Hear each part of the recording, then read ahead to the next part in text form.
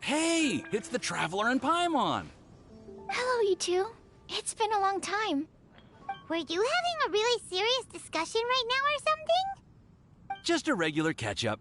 We meet here once in a while to go through any recent developments in our research projects. So we just missed him. Maybe we should have hollered to him. He didn't look in the best of moods just now, though. Was he upset about something? If so, he probably wouldn't have been in the mood to help out anyway. Upset? You mean Albedo? Yeah, he wasn't looking his usual self. Upset? Uh-oh. I wonder if... What are you looking at me for? I wonder if Timaeus' research topic is so boring that Albedo finally snapped. Surely not. It's not that boring, is it? Nah. Anyway, Paimon wanted to ask you for a favor, Timaeus. A favor? Well, sure. How can I help?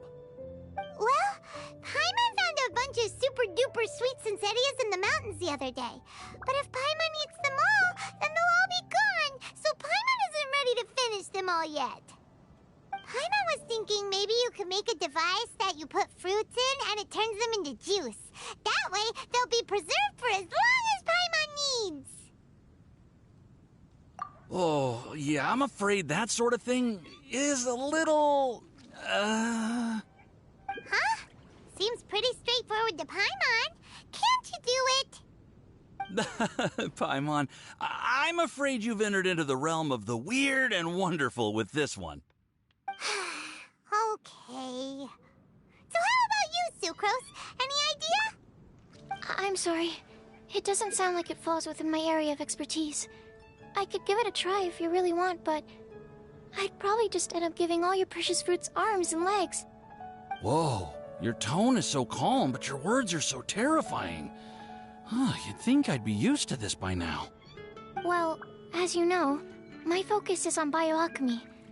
Besides, keeping things fresh forever is just not possible. If you just wanted to modify certain properties of the fruit or their seeds, on the other hand, I'd easily be able to help with that. Alchemists usually focus in on their own research areas. Take us, for example. Timaeus, Albedo, and I all have very different research foci. Paimon, your idea is very imaginative, but it's beyond Timaeus' and my ability. I don't think even Albedo can make such an incredible device. After all, alchemy is not mechanics. There is a big difference between the two. Huh? Well, excuse Paimon for overestimating the power of alchemy. In fact, before Albedo showed up, everyone in Mondstadt thought alchemy was useless. Of course, we know better now. But even then, I have to admit, alchemy is only one of the many wondrous arts in the world. It's certainly not some kind of all-powerful magic that can simply take a substance and preserve it indefinitely. Sorry. That wasn't meant as a criticism against you personally. Paimon just wanted some fruit juice. What's wrong with that? Oh, of course, these are just Timaeus' and my subjective opinions on the matter. If you're really intent on pursuing this wondrous device, you can try your luck asking Albedo. But I wouldn't get your hopes up. If he has no idea how to make one either, you'll have to give up on the idea. He doesn't seem to be in a good mood today, though. What if he ignores us? He won't. Albedo is not that kind of person.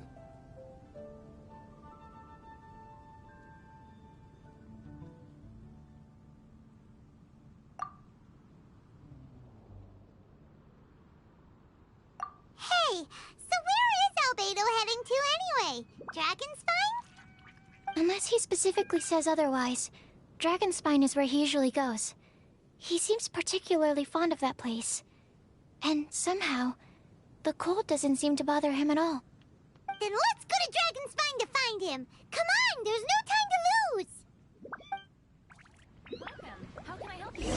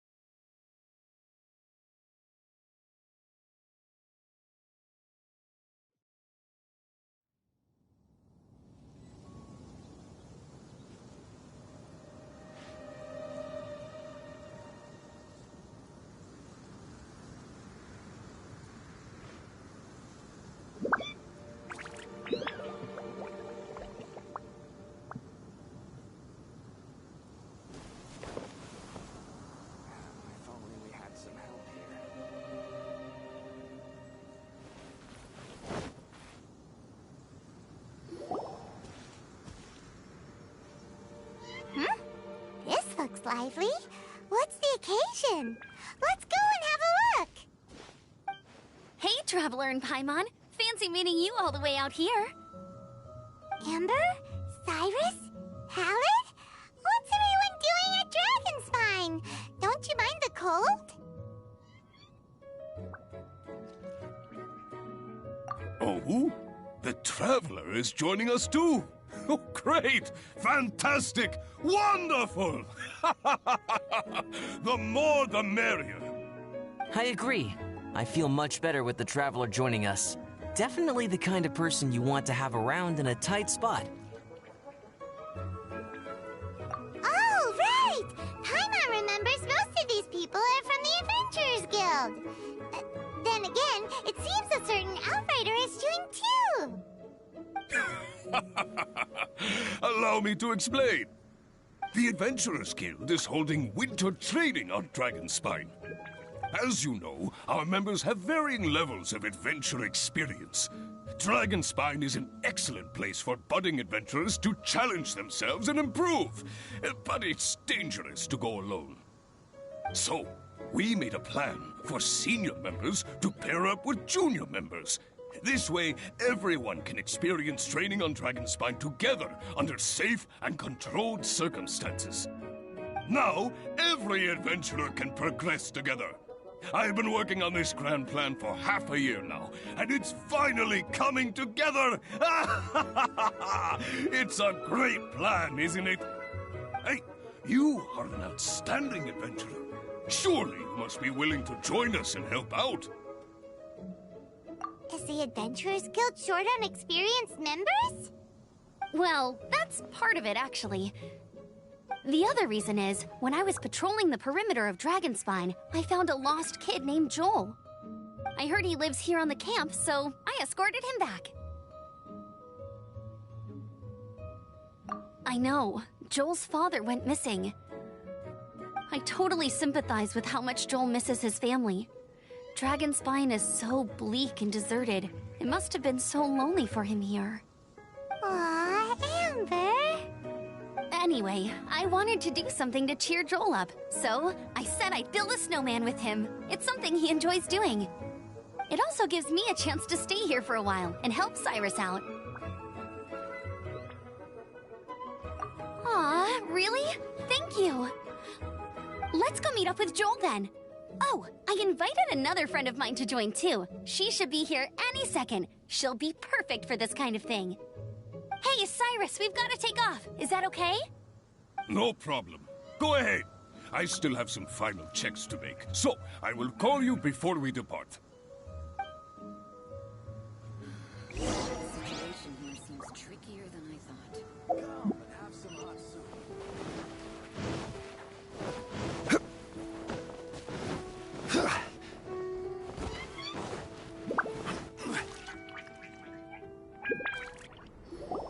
Hey, Joel, we're here.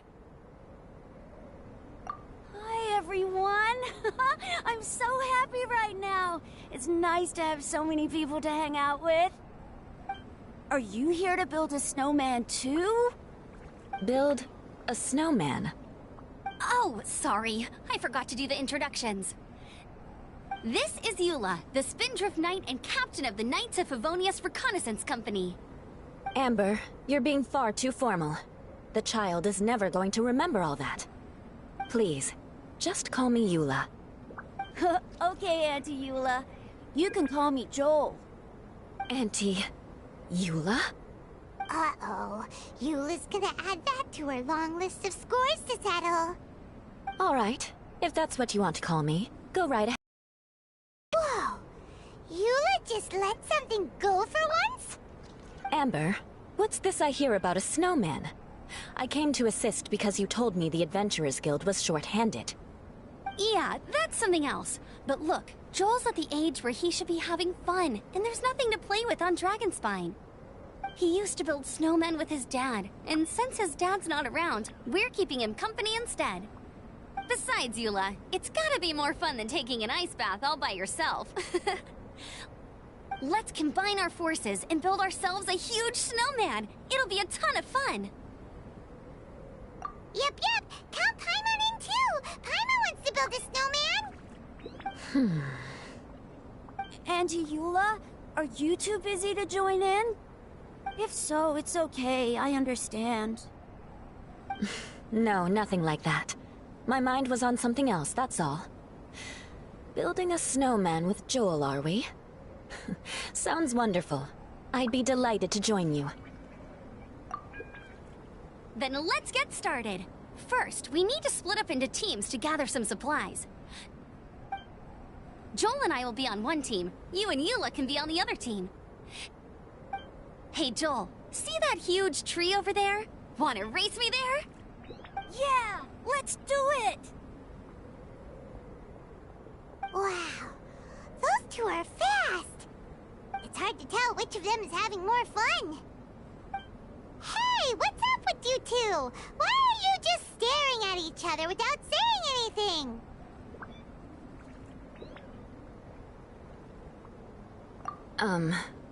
Well...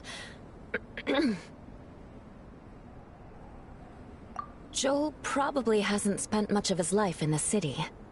He doesn't know me, and he doesn't know what the Lawrence name means to the people in Mondstadt. Right. That's why he calls you Auntie Eula. True. In his eyes, I'm just another ordinary person from Mondstadt. It was a surprise, but not in a bad way at all. How very perceptive of you. Were you staring at me the whole time when everyone was talking? You shan't be getting off lightly for that. The truth is, I'm a little concerned that I might be quite inept at building snowmen. I have never built a snowman before. My upbringing was very strict, so I never had the chance when I was a child. And after I grew up, of course, it's not the sort of thing I would spend my time doing. Oh no! Paimon's starting to feel sorry for Eula.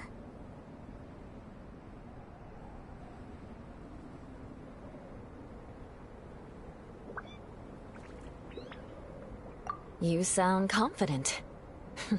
All right then. Enough small talk for now. I see we have a member of the Adventurers Guild joining us.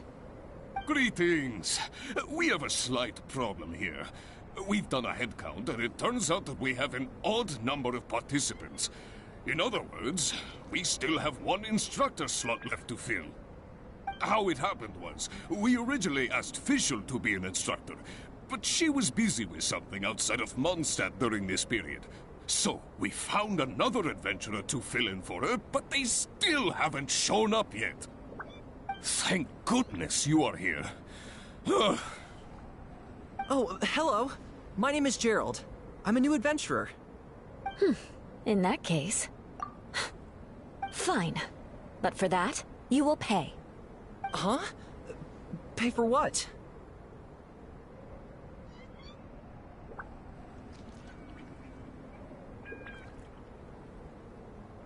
Okay. I got it. I'm ready and willing to learn. Good, good. Then everything is settled. Thank you for your help, Eula. If anybody else signs up later, I may have to ask for your help as well.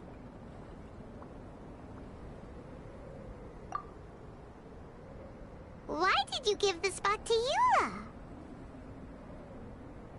Oh, okay.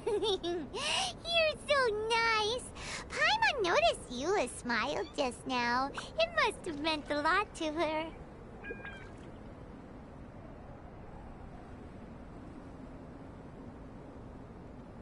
To be honest, Eula really is the best candidate for an instructor. Most people would find it hard to cope on the mountain because of the sheer cold, but not her!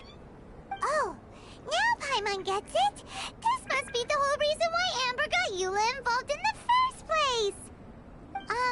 We were supposed to find supplies, but now Eula's busy with other stuff, and, Paimon doesn't feel like going around collecting things. How do you think Amber and Joel are doing? Let's head up the mountain and see what they're up to.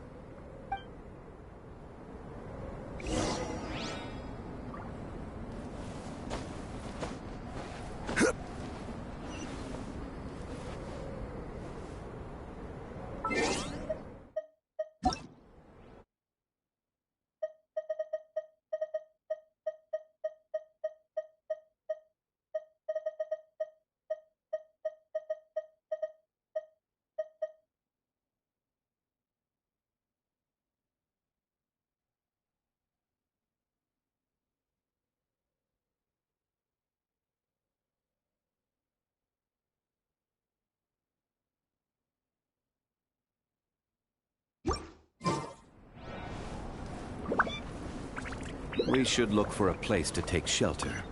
I'll be fine, but we don't want you catching a cold.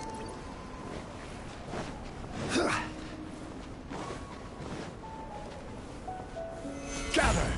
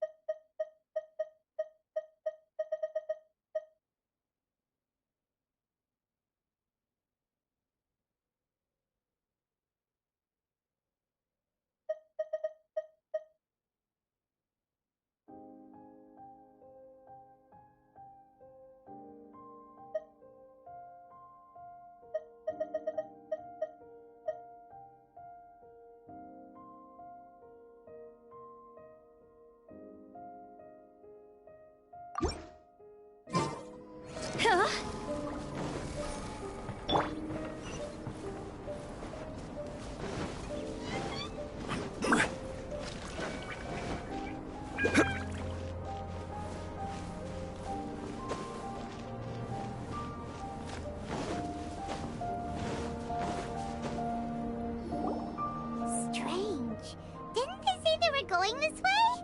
Where the heck are they? Did we get here too late? Have they moved on already?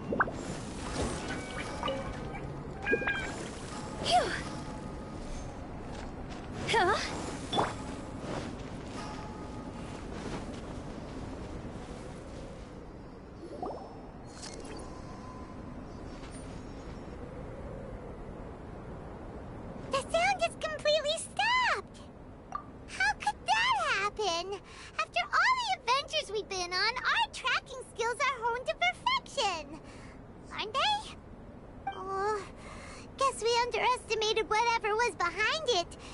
But if that's the case, then what exactly are we dealing with here? I know that voice. Hmm? Huh? What brings you to Dragonspine?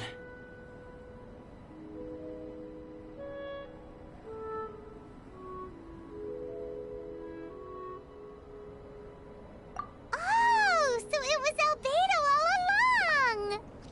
All along? Oh, what do you mean by that? On the way here, we kept hearing weird noises, and it felt like someone was watching us the whole time. Turns out it was just you! Honestly, you really gave us the creeps. If you're bored up here, go find something useful to do. Don't go sneaking around scaring the poop out of people. The things you felt and heard could easily be attributed to animals, or bandits, perhaps. You should be wary at all times in this environment. There are all too many ways to sustain losses here if you aren't careful. So, what business brought you here? We actually came to look for you, but then it turned into looking for Amber, but now we've met you, so we're back to that again. Your thought process is rather chaotic, as is the way in which you articulate it. Hey! How dare you! All Paimon's trying to say is that we came here to look for you! Oh, is that so? Then it must surely be something of great importance. I'm all ears. He seems to be in a better mood than we thought, right? Does that mean Timaeus' stupidity doesn't really get to him after all?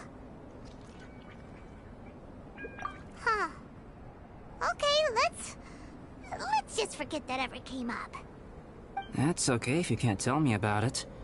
Just treat this as an opportunity to stroll on the mountain and enjoy the view. So basically, the truth is we're here on adventurer duty. Ah, I see. So you foisted the rookie off onto Eula so that you could wander off and goof around? We're not goofing around! And Eula was the right person for the job! We were just being nice. What about you then, huh? What are you doing on Dragonspine? A friend commissioned me to do some artwork recently, and I have yet to finish. I came here because it's a quiet place where I can gather my thoughts, gather inspiration, and gather some raw materials while I'm at it. Raw materials? For what? Paint. Star silver can be used to make high-quality silver paint. I just ran out of my previous batch, so I'll collect some ore while I'm here. Ore can be used to make paint? Yes, but you have to be selective with the specimens you choose. Even with a high level of impurities, star silver still contains fine silver-colored particles, but they lack luster, which impacts the color saturation of the pigment made from them. Paint made with such pigment is generally viewed as a fake or a defective product. Interesting. So, paint aside, can you talk about how you find inspiration? Paimon wants to learn. You want to learn to paint? No, not for me. For the Traveler. Paimon wants the Traveler to learn how to paint. During our travels, we sometimes have nights where there's nothing to do. It'd sure be nice to do something memorable rather than just sit around. Painting is a great example because it can capture a moment in time. So it seems like it's definitely a worthwhile skill to have.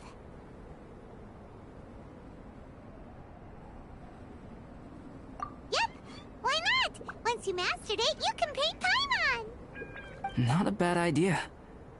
Well, since you two would like to learn more about painting, why don't you come with me to the campsite? I have painting materials there. You can practice while I give you some guidance. Sounds great!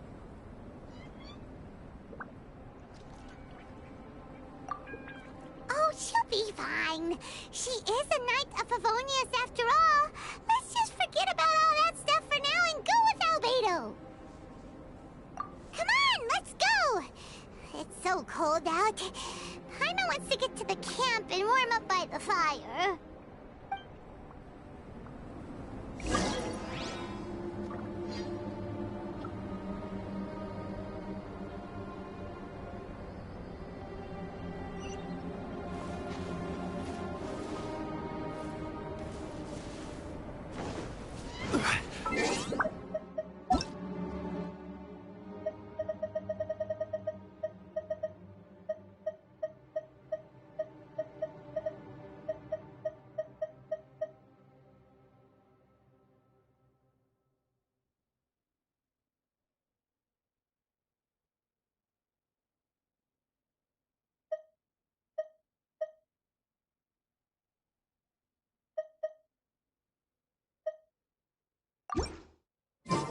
Every journey has its final day.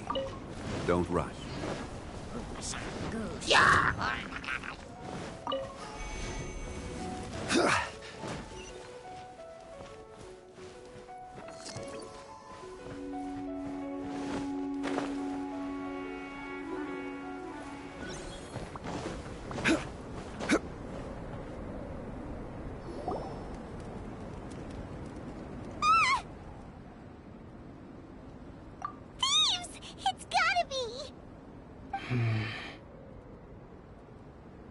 Some things are missing. Nothing valuable, hopefully. Wait, where's Paimon's Bora? It's hard to say their value, but some of my alchemy notes are missing. Alchemy notes? Would they fetch a high price? To the uninitiated, they are merely scraps of paper. But for someone who knows what they're doing, the knowledge contained in those notes is more valuable than any treasure. So you're saying only someone who knows alchemy would have stolen them? But the only people who come to Dragonspine are adventurers, thieves, and monsters. What use would any of them have with your notes? I feel the same way. However, hilly trail break-ins and other such incidents are not unheard of on Dragonspine. It's difficult to draw a conclusion based solely on the evidence at hand.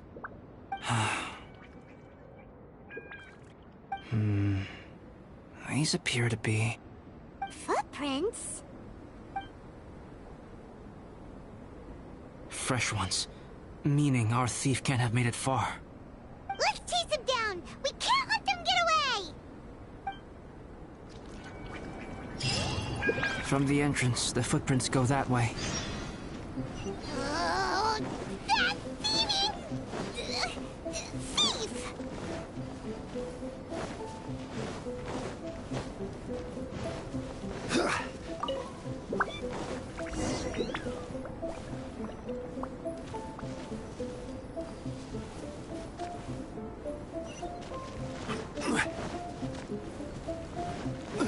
The footprints lead up there.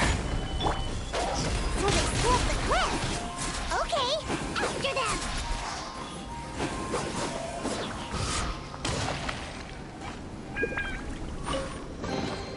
If we bury it, maybe it'll spring back to life.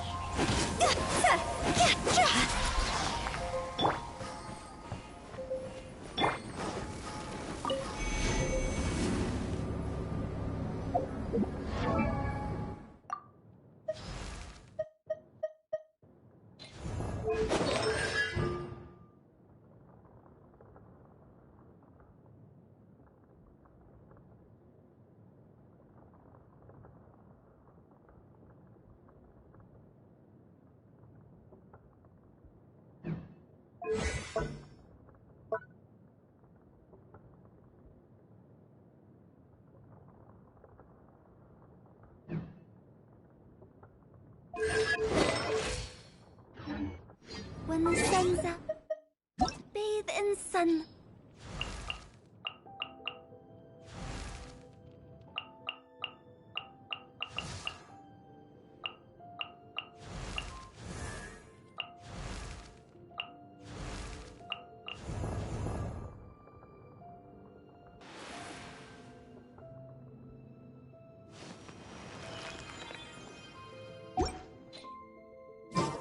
But when the moon's up...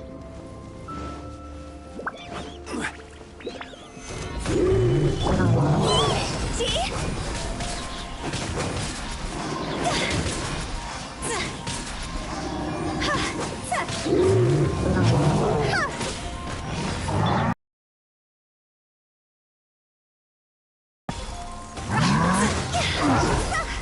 Higher, hands on fire!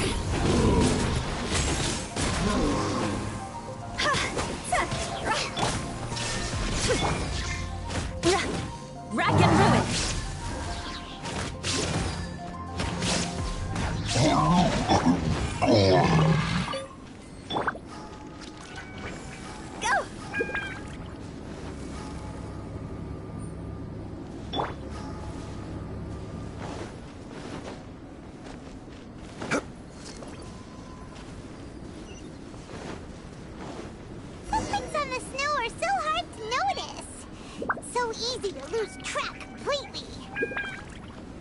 That's why we have to hurry.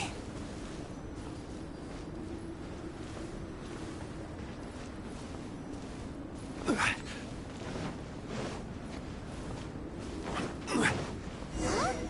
footprints stop here! Our thief must have jumped from the cliff. Get your wind glider ready. You're going down. Here, more footprints. They're heading to the cavern! Ooh, we got you now! You sure can run, but you definitely can't hide! Let's go in! Wait, I have an idea. I'll go in alone. Traveler, please stay here and guard the entrance. This cavern has 2 points of entry, and there are shortcuts inside. Judging from the state of the footprints, he hasn't been in there long. I should be able to reach the other side before he does.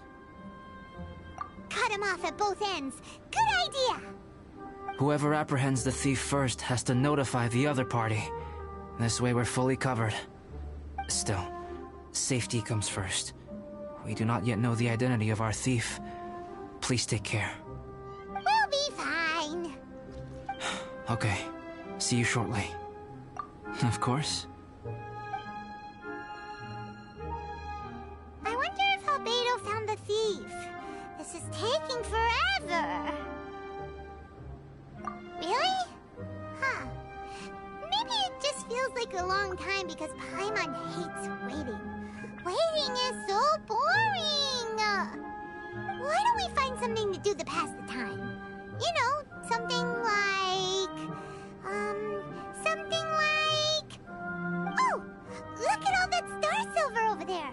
Why don't we gather it up for Albedo? It's right next to the cavern, so we won't be going far. If anything happens outside, we can be right back here in no time. Yay! Let's get started!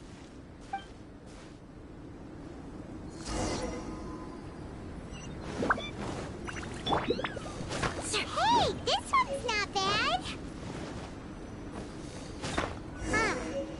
This stuff looks kinda lackluster. Is that because of the impurities like Albedo was talking about? Alright, this should be enough. Some star silver shines a lot more brightly than others, huh? Finally, you're back! Yes. Sorry. I was unable to catch him. He was faster than I'd imagined. Oh. So after all that, we still don't even know who the thief was? What a waste! Still, we won't be going back completely empty-handed. We did some mining! Mining? Yeah, for star silver. Look, we got quite a lot! It's just like you said. Some are really bright and shiny, and others just look like regular lumps of rock with a little shiny bit here or there. Star silver. I was merely saying what was on the front of my mind. I hadn't thought you would genuinely go and gather some. Well, you said they can be turned into paint, so we got pretty curious. Also, if it weren't for that thief, we'd be making paint by now anyway, right? Or even painting by this point. Anyway, it's all the thief's fault for wasting our time. Yes, it's all the thief's fault. The notes mean a lot to me. I'm not quite ready to give up the search yet. Let's keep an eye out for clues as we go. Oh, just one thing. Do you want us to bring all this ore back, or did you want to sort through and get rid of the useless bits first? There's no point in bringing the bad ones back if it'll ruin the quality of the paint. Some of them do look pretty dull to Paimon, so it doesn't seem like those will be of any use at all. Indeed. The sorting process is necessary. Humans are such practical creatures. They only want those things that are good. Once they have learned to distinguish between good and bad, they will never stop comparing things in their minds. Useless things should be disposed of at the outset. Right! Saves a lot of time that way. Efficiency first. So let's start by... Help! Wait! Did you guys hear that? Was that a cry for help? It's likely an adventurer in danger! Okay!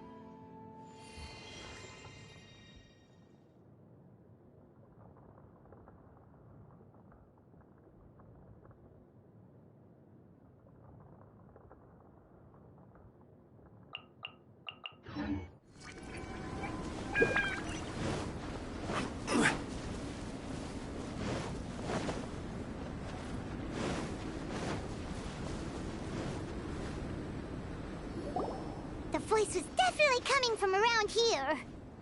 Is anybody there? Help me! No way! Is that? Is that the Traveler and Paimon? It's me, Bennett! Whoa! It's really him! Let's get him out! So sorry to trouble you guys again. The key should be someplace nearby. Please, help me find it.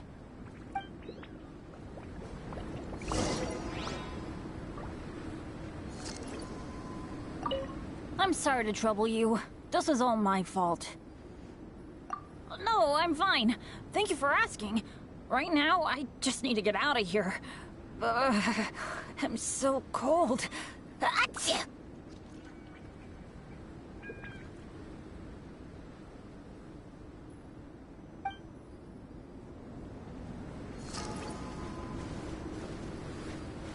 Wow, so much clutter!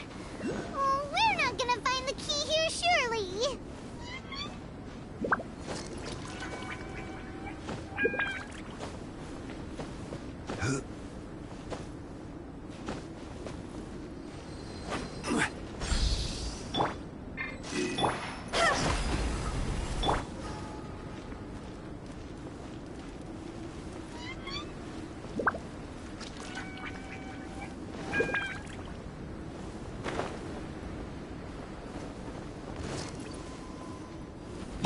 Uh-oh! We got company! Ay-ya-ya!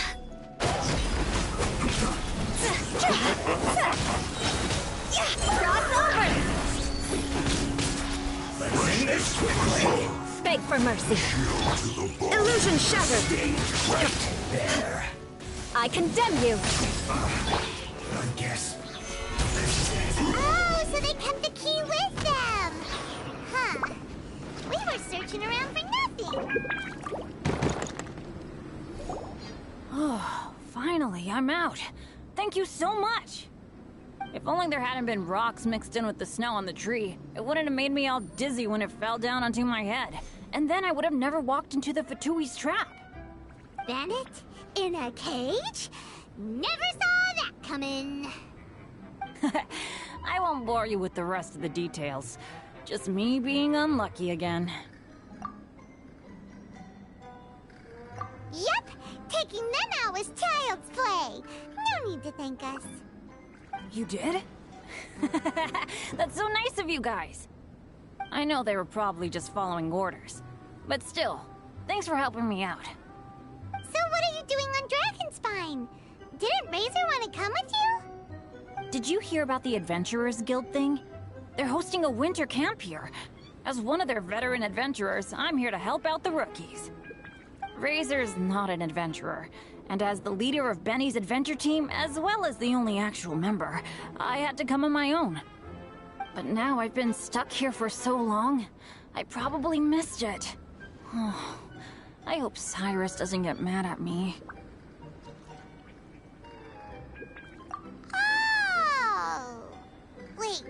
that guy Gerald who got left in the lurch? He was supposed to be paired up with you? If so, sorry, Bennett, but you really did miss it. He got paired up with a different instructor instead. What? Weren't they short on instructors? Where'd they suddenly get extras from? A few people from the Knights of Favonius stepped up in order to help support the event, so they ended up with more instructors than students. Knights of Favonius. Yeah, they're definitely more reliable than me. I'm just a walking accident waiting to happen.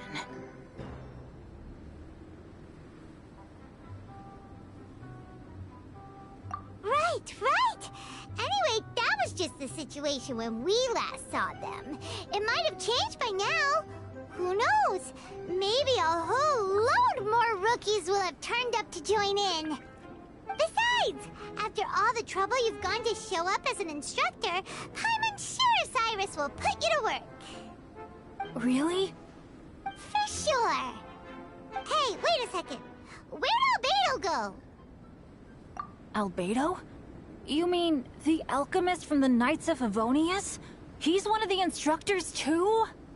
No, he just happened to be on Dragonspine. We were just with him, but then we heard you calling for help. He must have left us at some point after that. Could he have gone back to keep looking for clues? Let's go back to the cavern and see if he's there.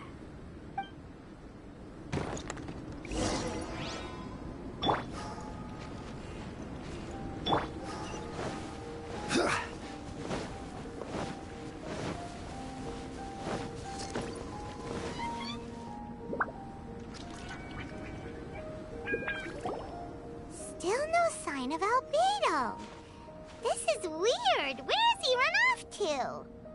This is great! Dragonspine's so fun today! There's so many people around. It's never usually like this. This was where we heard Bennett's cry for help, right? We heard his voice and went straight over to rescue him. Then we noticed Albedo was gone. Huh. So he just didn't feel like helping us save Bennett? Wait, what? What are you talking about? Oh, Albedo! Where the heck have you been? We've been looking for you! I should be the one to ask you that. Didn't I tell you to stay at the cavern entrance? Huh? I'm not really following who was waiting for who and who was looking for who, but first things first. I apologize, Albedo. I don't fully understand what's going on, but it seems like it's mostly my fault. No. Bennett, this is not because of you. You needn't blame yourself. Traveler, clear this up for me. What was the reason that you left the cavern entrance? Did you... There you are. Stay right there. You have a lot of explaining to do. What? Me? Huh? You, huh? Aren't you supposed to be helping the new guy? Yes, that's what I would be doing, if I hadn't been interrupted by a certain someone's malicious scheming. Albedo, I saw you taking Joel towards the wasteland at the edge of Dragonspine. That place is crawling with monsters. What the devil do you think you were doing? Whoa, wait a second. What's going on? Actually, wrong question. How much stuff is going on? When I came to stop you from leading Joel any further, your first reaction was to throw the child down and attack me. When I fought back, you quickly fled. Care to explain? I see. Interesting. Interesting. Eula, it sounds like you met an imposter. Someone who was impersonating me. Impersonating you? To what end? It is difficult to draw a definitive conclusion for now. But these strange incidents do seem to be connected.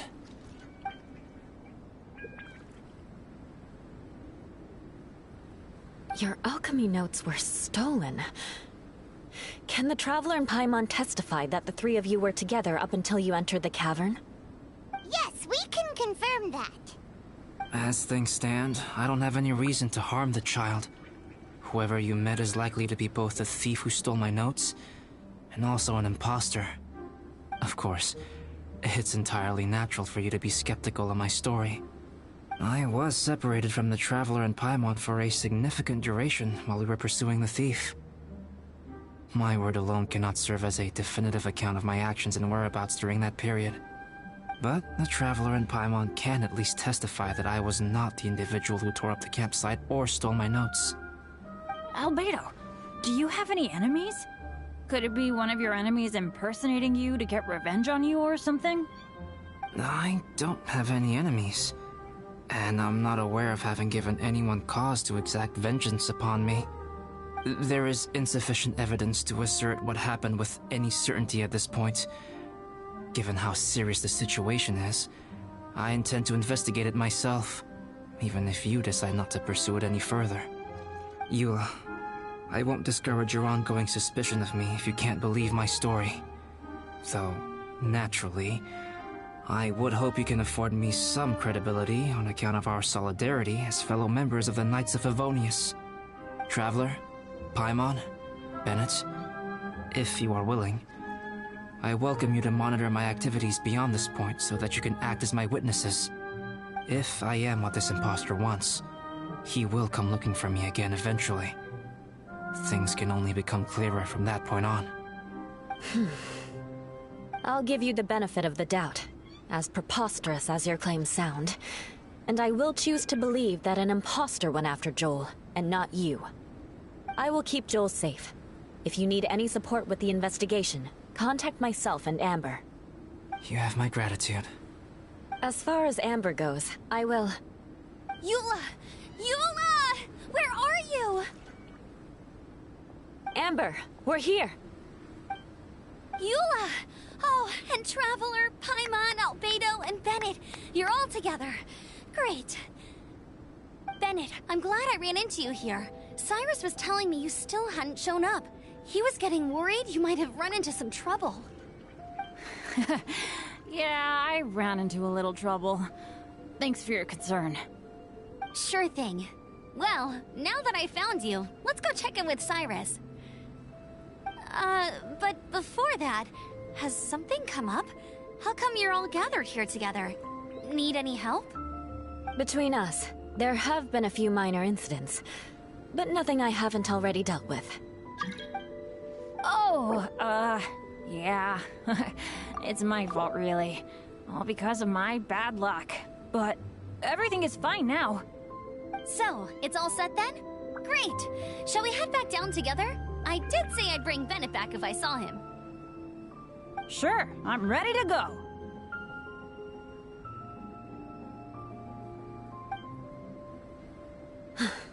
Very well. Let's go. And then there were 3.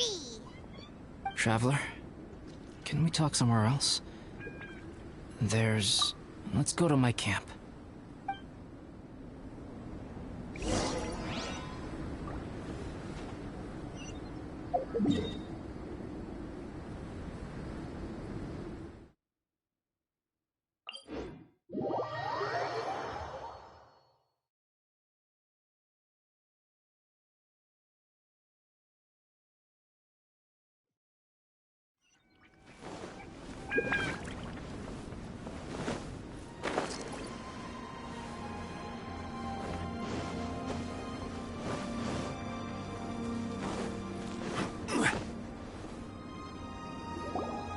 My camp is somewhere that we can talk openly, without reservation. But before that... Whoa! What a mess! Thank you. I appreciate it.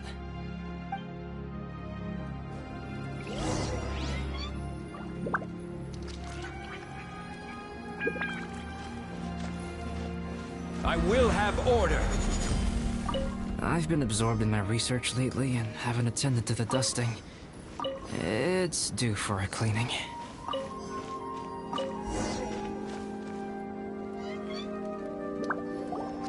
Yep, that should do it. Neat and tidy. Thank you, both of you. Now that everything is in order, it's time to talk. You look really serious right now. Is this about what happened earlier? I remember I once told you that you must have questions, and that I would answer them. I also said that, while I did not wish to deceive you, there were certain things I could not go into detail on. I am a synthetic human being. A human forged by human hand. The one who created me, my mother and teacher. Her name is Rhine-daughter, a researcher from Conria, also known as Gold. A synthetic human? What the... How the heck does that work? When the pinnacle of attainment in alchemy is combined with unimaginably vast learning, the apex achievement is the creation of human life. When you say Conria, do you mean... I am indeed somewhat older than my appearance might suggest. But when I came into being, Conria had already been destroyed. I have no memories of it. My master raised me and taught me everything. Like her, I am a pure alchemist. I live for academic knowledge. Nationality and identity are not what ultimately define us. Traveler, what is your general feeling toward Dragonspine? You've visited numerous times now. Would you say it's a cold, eerie, and melancholy place? Rhine-daughter created two miraculous beings. One is me, and the other is the venomous dragon, Durin, who died here. Durin? So that makes you guys... brothers? As sons of Rhine-daughter, Durin and I are indeed inextricably linked to one another. The phenomenon of our creation defies definition within the scope of a typical human worldview. But if we may tentatively call it birth, then yes, we, by extension, are family. Speaking of Durin, Paimon remembers that his power was quite... special. That's right. Because of this, whenever strange things happen on Dragonspine, it always makes me wonder. For instance, the feeling of being watched that you described, as well as the sounds you heard, and the one impersonating me that Eula met. Oh, right! Paimon knows what you mean! When Eula and the others were here just now, the Traveler gave me a look as if to say, don't say anything. Probably because it would only make you more suspicious, so Paimon kept quiet. But Paimon noticed that you came out of the cavern not too long after going in, and you told us that you didn't manage to catch the thief. Then we heard Bennett calling for help, so we went to rescue him. But strangely, you didn't come with us. And when we got back to the cavern to go find you, suddenly you were the one looking for us. So, it seems that you met my imposter too. Well, if so, it was a pretty good impression. He had you down to a T. We never would have guessed. Also, after he left us, why did he go after Joel? Perhaps Durin's power drives people to madness. But that's merely crude conjecture. Whether someone is impersonating me or there is another false me out there, this is a cursed tale, and it is not one whose weight you should have to bear. Traveler, perhaps you should return to Mondstadt if you have no further business here. The work that lies ahead will occupy me completely. I'm afraid I will be unable to entertain you beyond this point.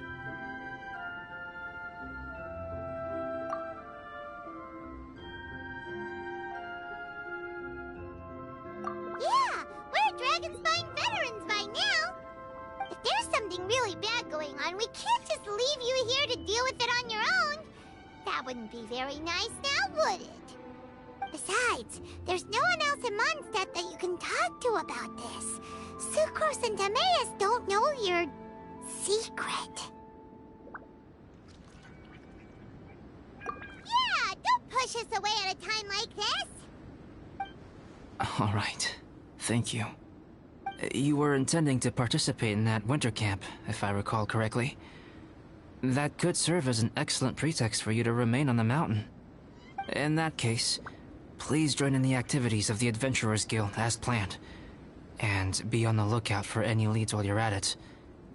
If anyone sees me, or someone like me... We'll be sure to pass the info straight on to you! Good. Then we're agreed. Okay, let's split up to look for clues, then meet back here at this camp in a few days' time! Sounds good to me. But please, whatever happens, put your safety first at all times.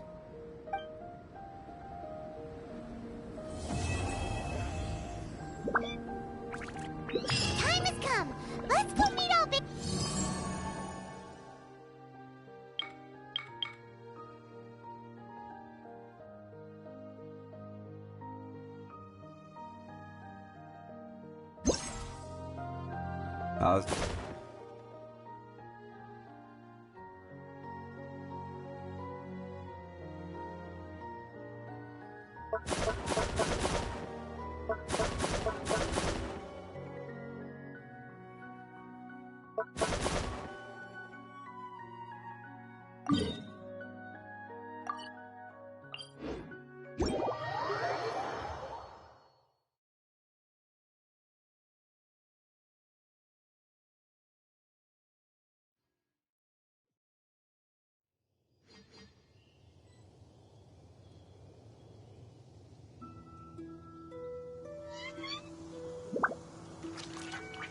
Boats are made for transferring commodities back and forth.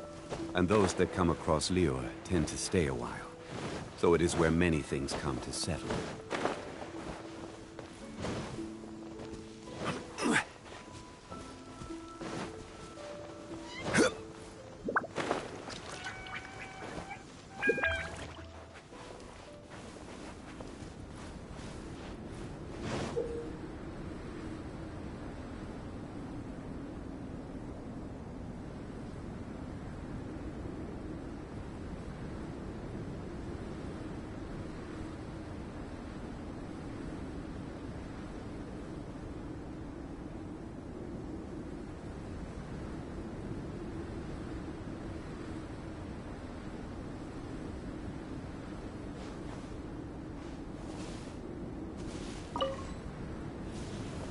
We should look for a place to take shelter.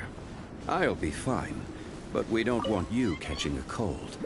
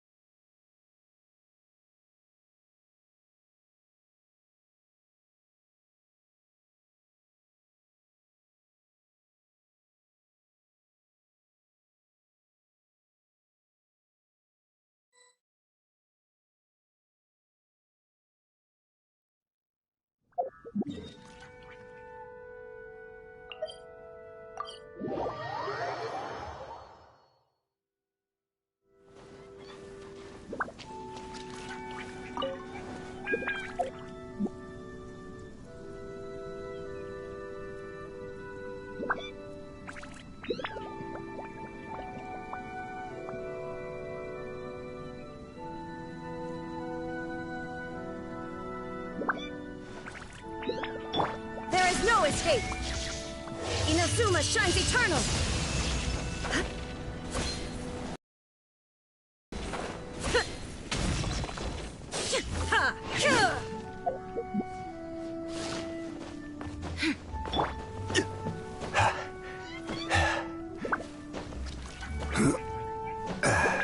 Crumble!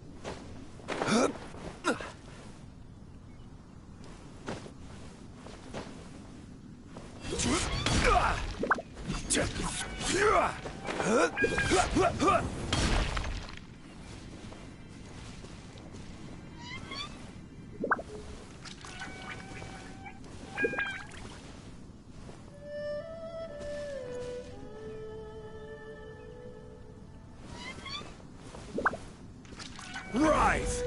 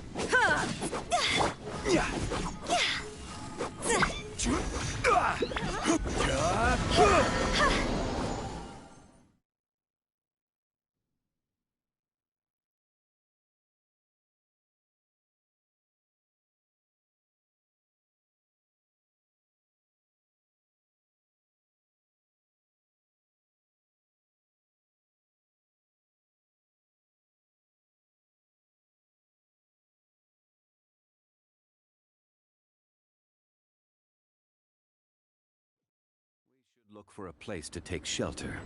I'll be fine, but we don't want you catching a cold.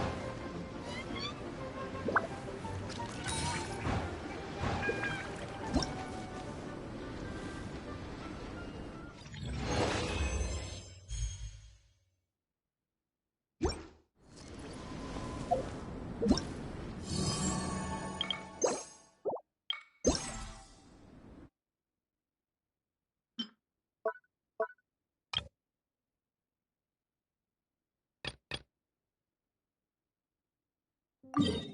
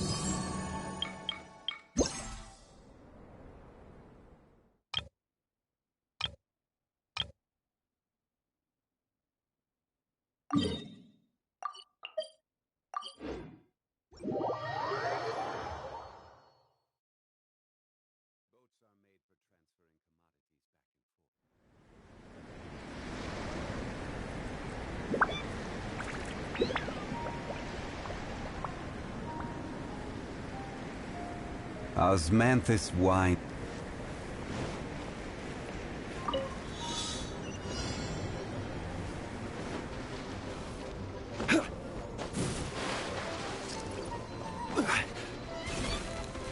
Crumble! Quake!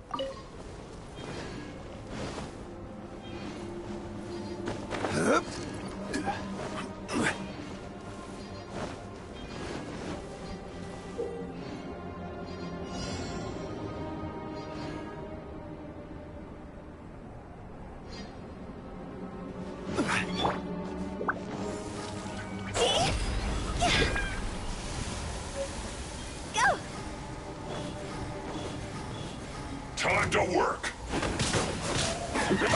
Work time. Illusion shattered. Time to fulfill my duty. My work finished.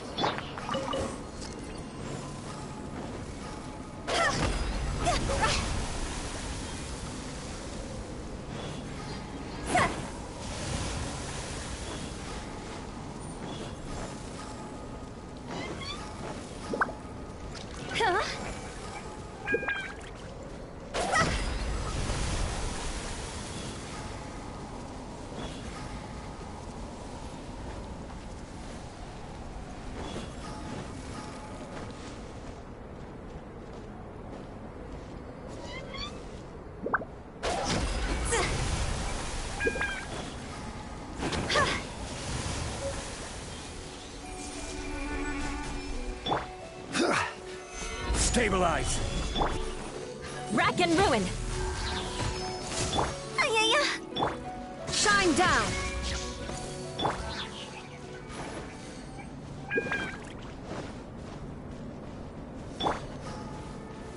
Stabilize. Time to Fulfill my duty. My duty. I condemn you! Illusion shattered! It's not survive!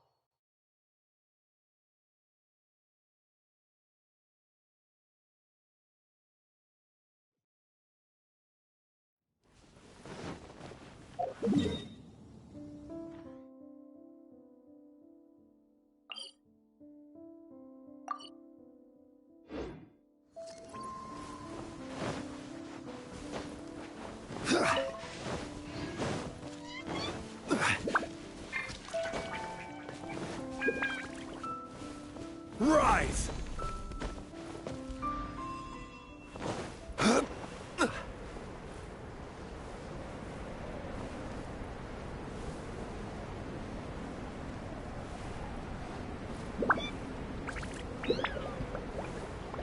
We should look for a place to take shelter. I'll be fine, but we don't want you catching a cold.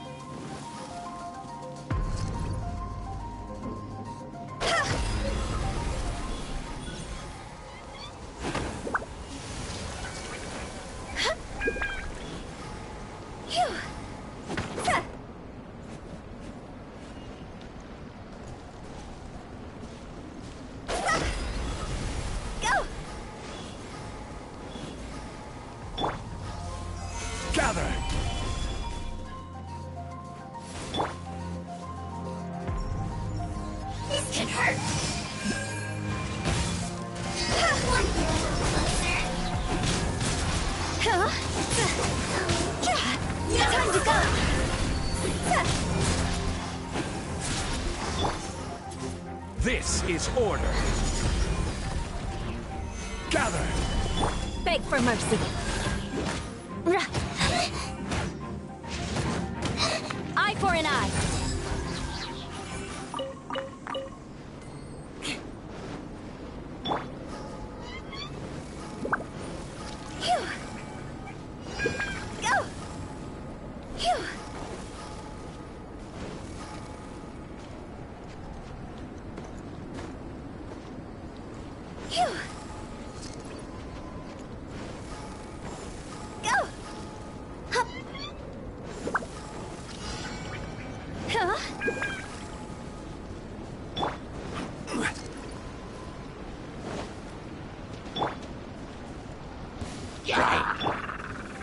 Stabilize!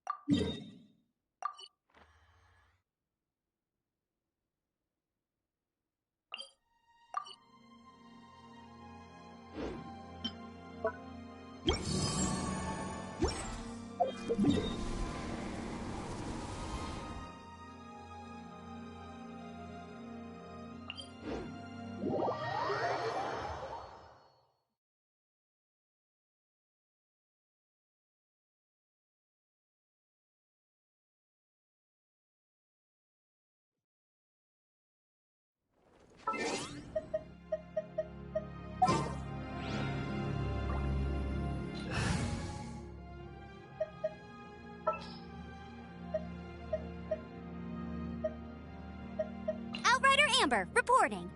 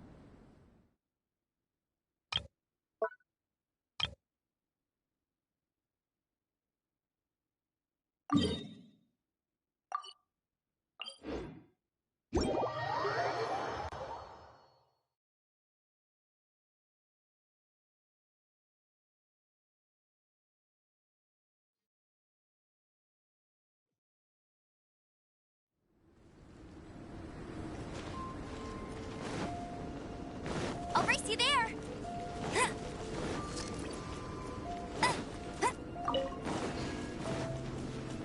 Bet you can't keep up with me!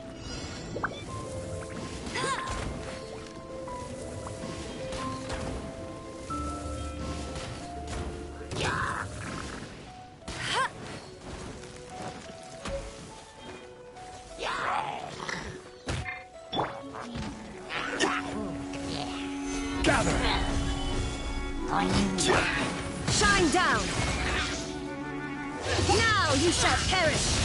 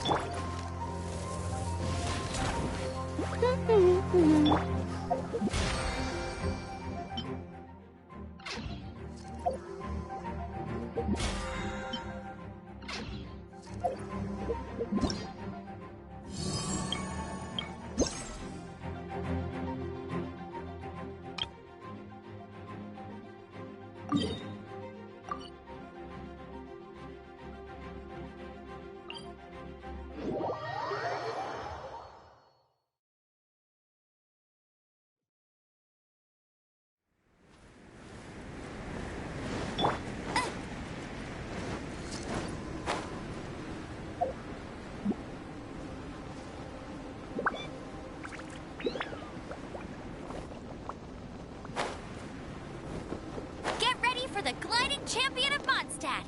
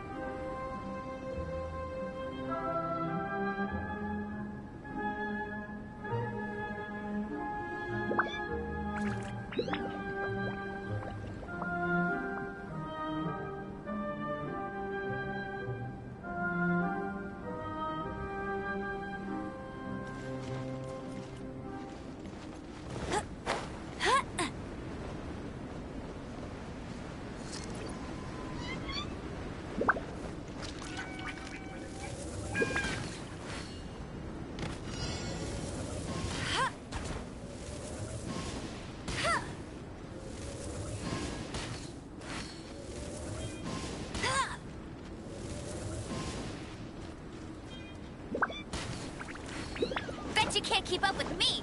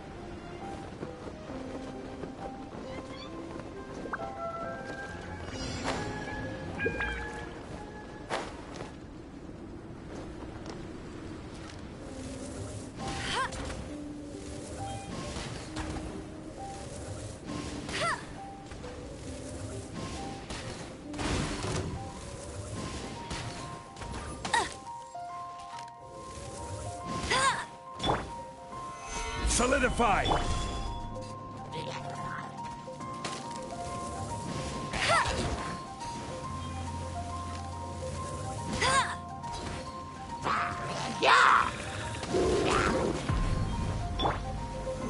Solidify!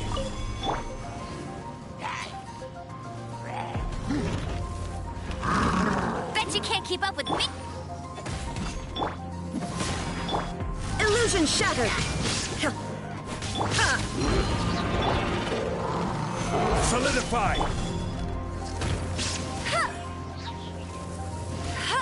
Let it rain! There is no escape! I condemn you!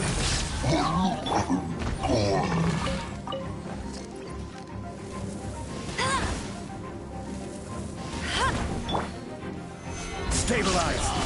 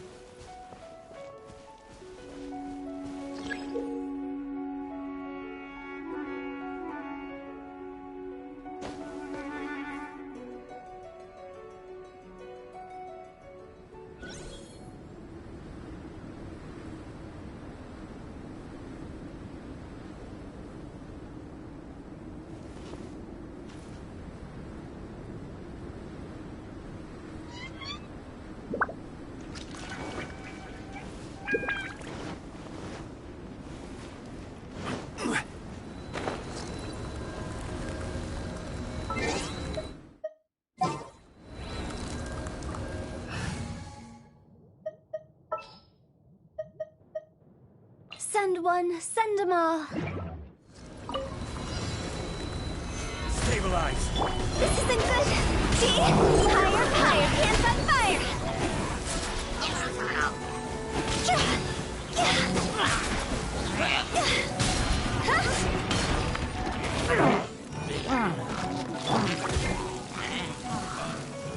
I will have order.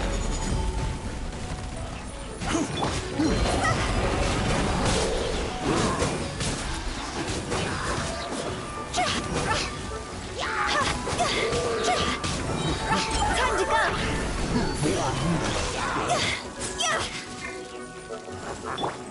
Eye for an eye. Gather. See? Go.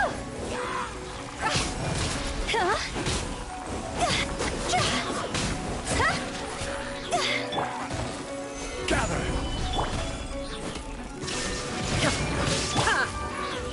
Crush.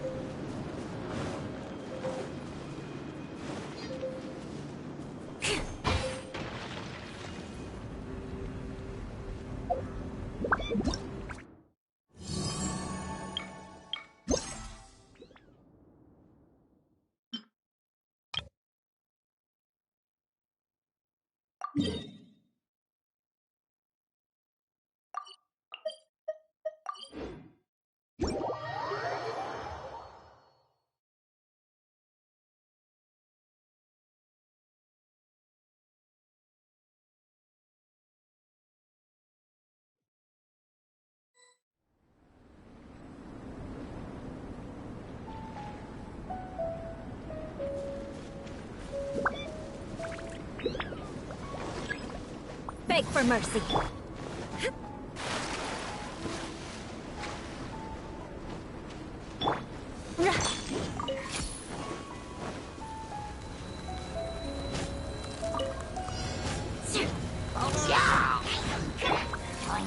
Stabilize.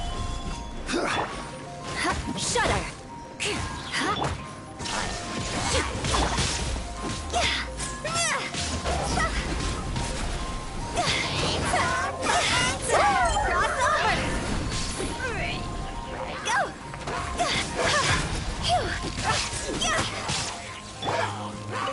Solidify.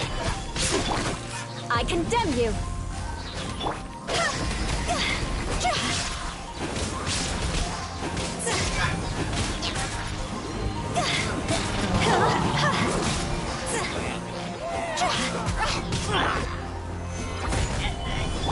Illusion shatter.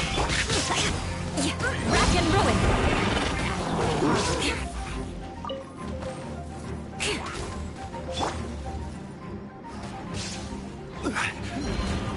This is order. Stabilize. Higher, higher, hands on fire.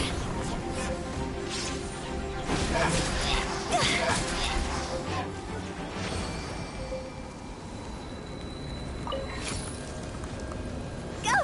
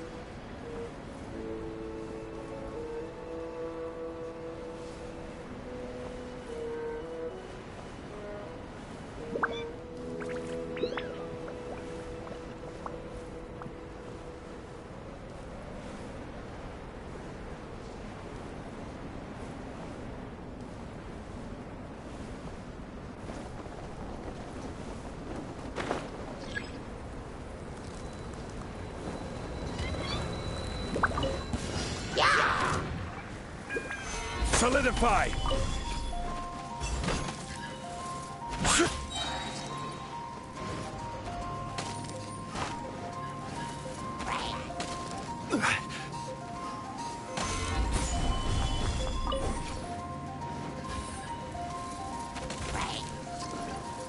Order guide you.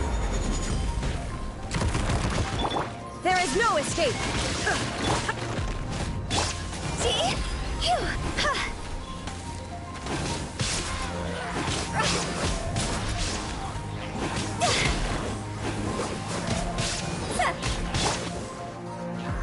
Solidify! Beg for mercy.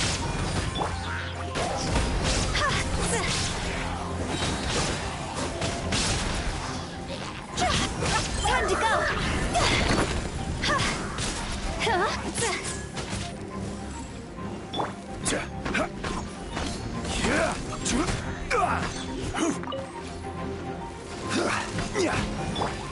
I condemn you.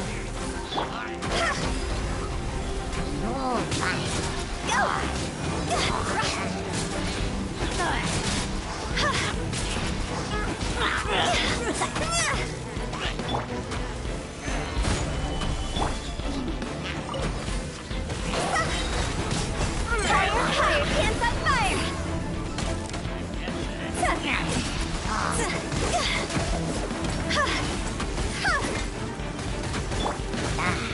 Gather! Crush! See?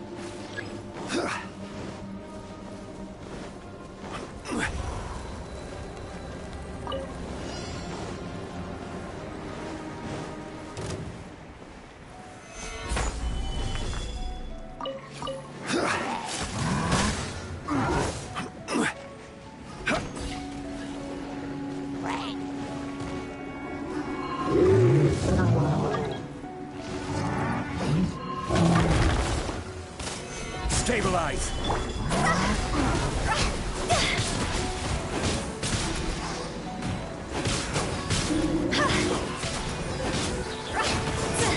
Time to go!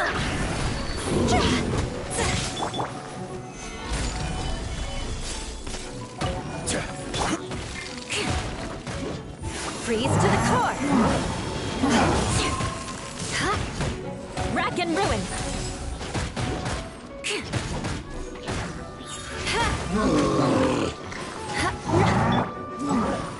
Stabilize! Eye for an eye!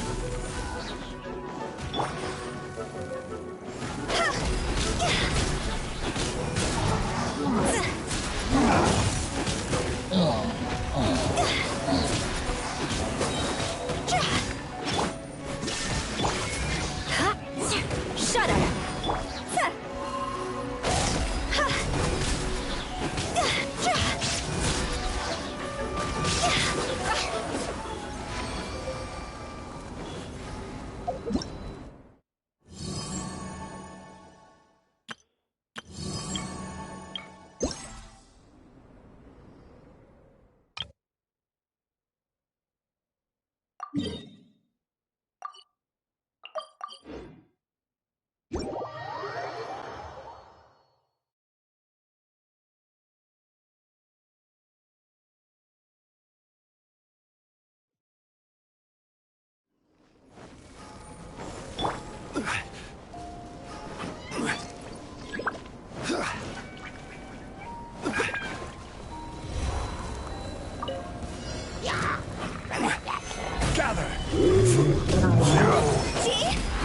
good. Go!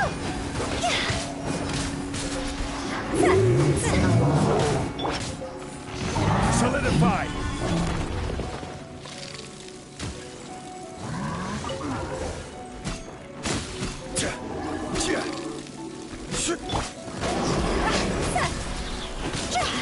God's over!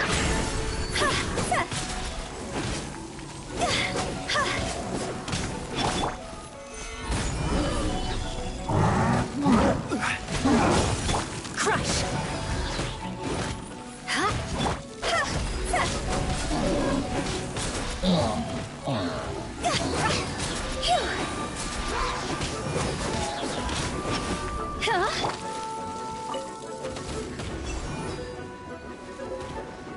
Crumble!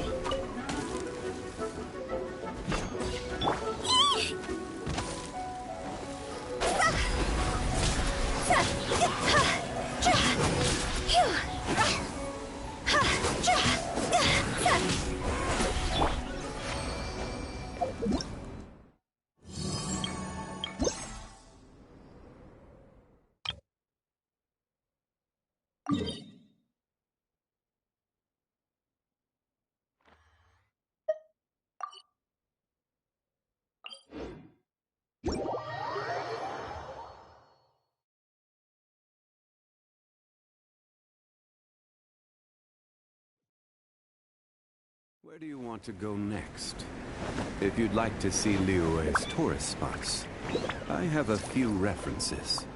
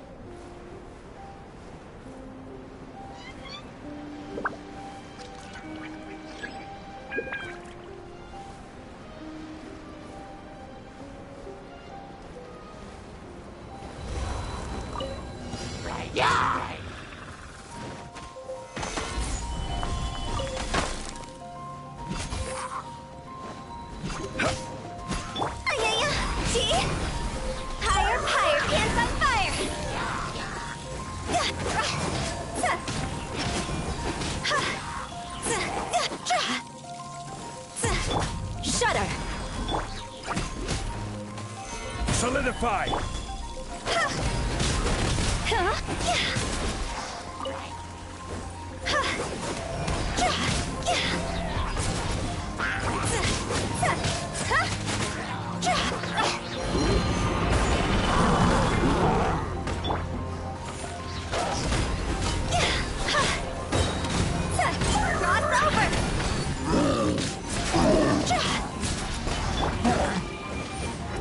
Shine down!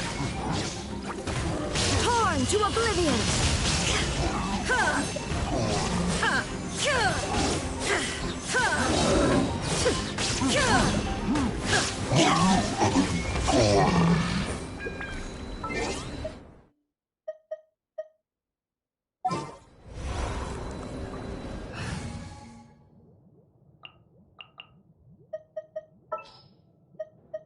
Good eye.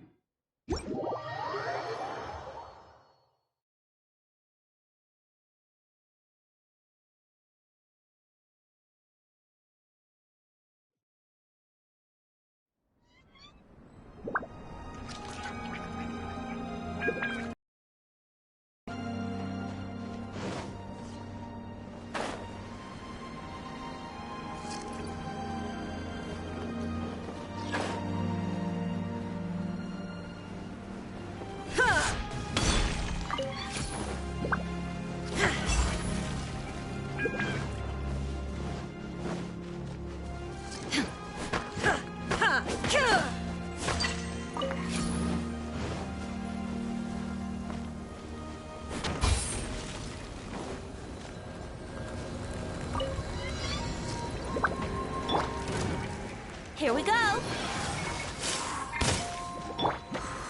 Gather!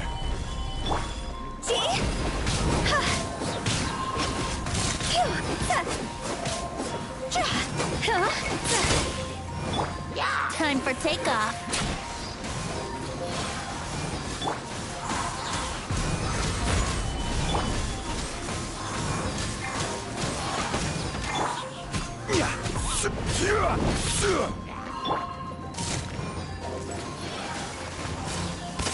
Wouldn't gliding think you can get away?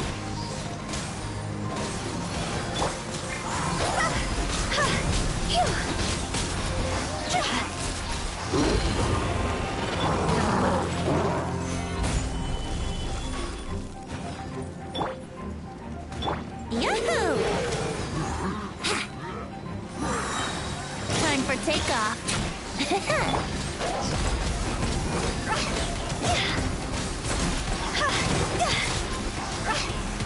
Higher, higher, hands on fire!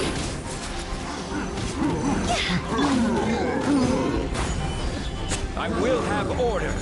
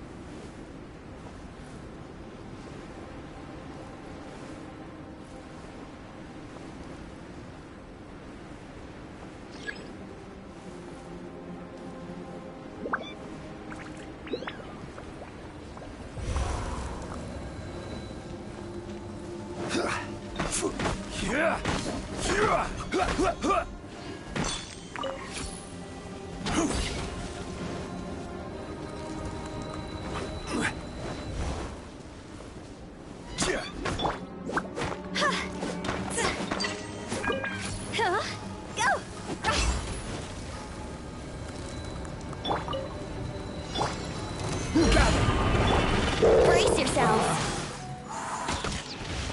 Think you can get away?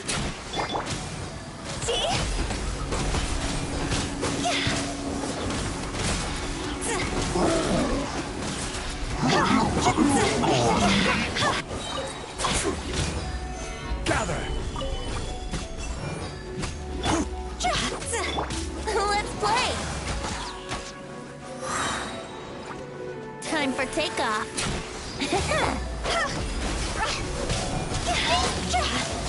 Time to go!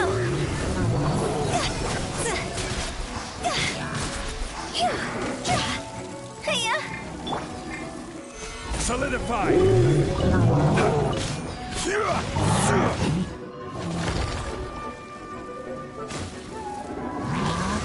This is order.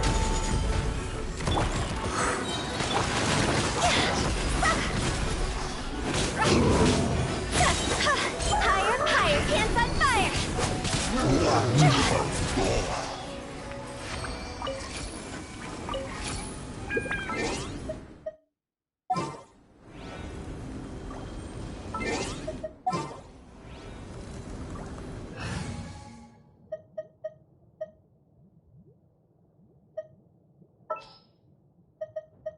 Ready for reconnaissance.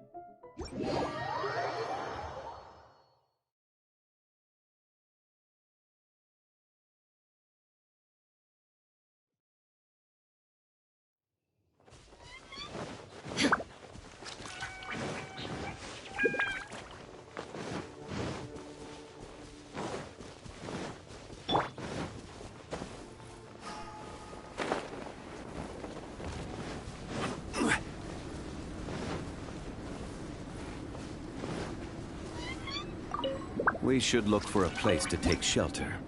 I'll be fine, but we don't want you catching a cold.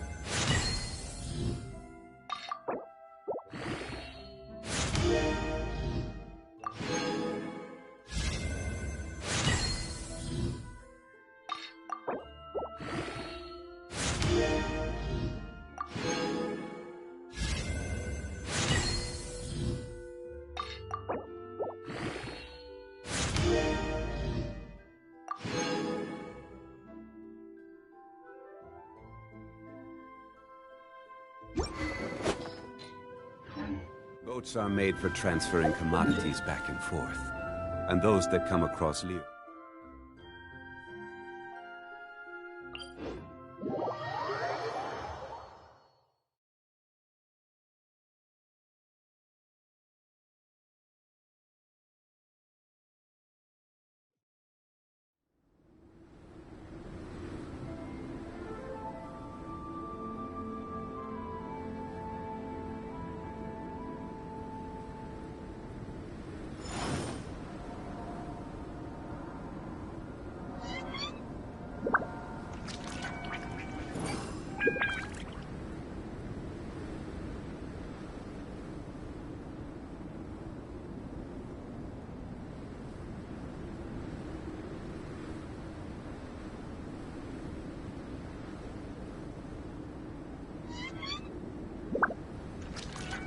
Osmanthus wine tastes the same as I remember. But where are those who share the memory?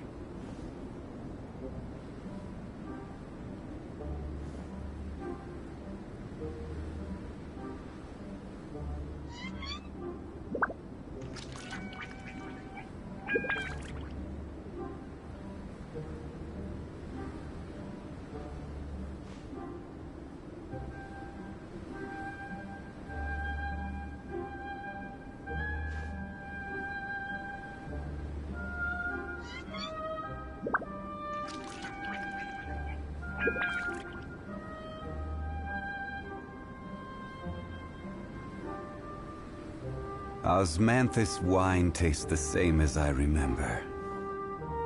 But where are the...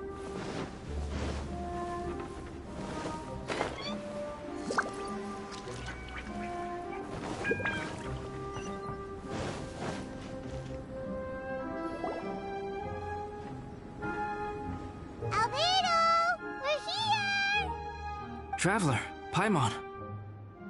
Your faces say that perhaps you haven't turned up anything? We investigated all over the mountain, actually. But we didn't see anyone that looked like you or hear of anyone else meeting you. This is not unexpected. I haven't made much progress either. He appears to know that we are looking for him, and has opted to lie low for the time being.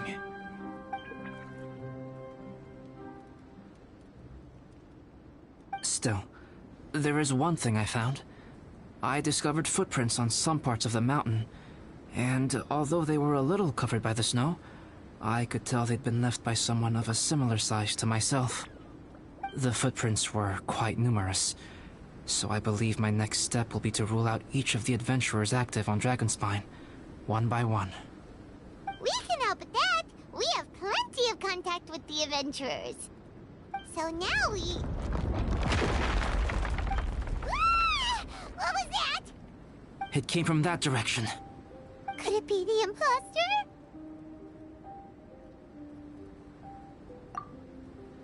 Yes, let's hurry.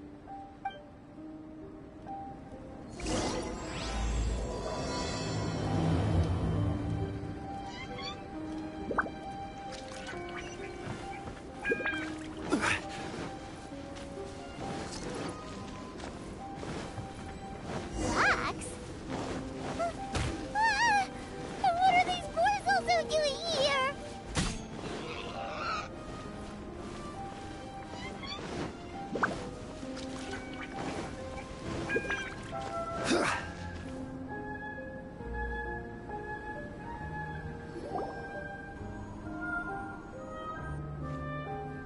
Hey, did you see that?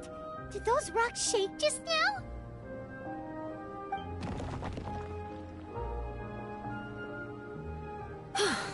That was most unfortunate. What are you guys doing here? I have to agree. We've been wandering this area for days. We ran into Pallet earlier. You know, the, kind of a reckless sort of guy. You know the one? Anyway, he said he was unlucky, so I gave him some adventuring survival tips. After that, he disappeared to rejoin the training camp. Wait. Are you saying that after all this time you still haven't made it back to the base camp? Well, as you can see... It was nothing really. We just hit a few landslides and snowdrifts and took a few downhill tumbles. You know the deal. They sound like unforgettable life events to me. Anyway, you're correct. We haven't made it to the base camp yet. We have had extraordinarily poor luck over the last few days. Almost as if a sinister force has been trying to thwart our every move.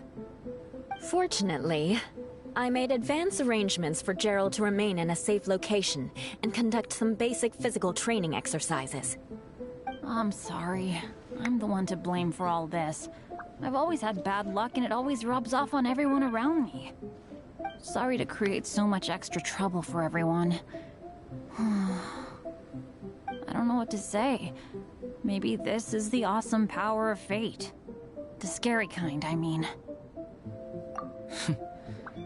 I agree. Yep, we're just used to it now. Besides, it's not like we have the most amazing luck ourselves. Really? I think you guys have way better luck than I do. Well, what can we do about that? Oh, Paimon knows! How about Paimon share some of her luck with you?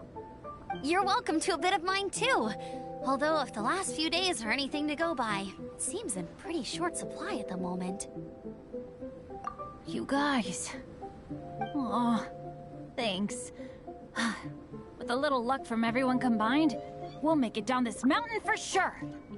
Yeah, you bet! Let me flip a treasure hoarder insignia to test it out.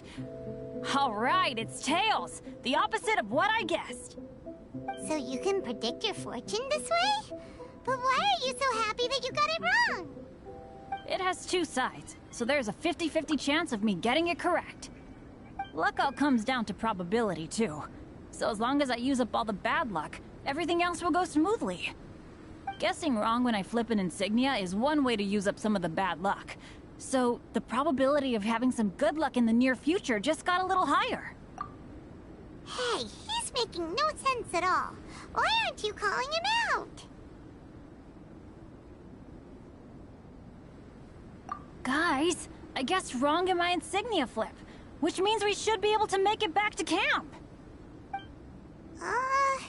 Paimon's not sure that's how it works. Let me try. It's this way, right? Oh! Ow! My butt! What is this shard of ice doing here? What? How truly miraculous. This is a miracle of misfortune. I don't usually believe in luck, but Bennett makes the best case for it I've ever seen. Amber, if you are ever required to partner with Bennett in your future work and you encounter anything like this again, do not take any rash action. Wait for me and I will come to support you. Huh? Yes, of course. Now that you mention it, I do feel a little tired. Trekking in the mountains has a way of wearing you out. Well, since everyone is tired, why not take a rest in my camp? Paimon's so sleepy. A nice bowl of hot soup and a good sleep would sure be welcome right now. Suddenly, I'm kinda sleepy too. Amber will fall asleep in the snow if we keep going much longer. Come on, let's move.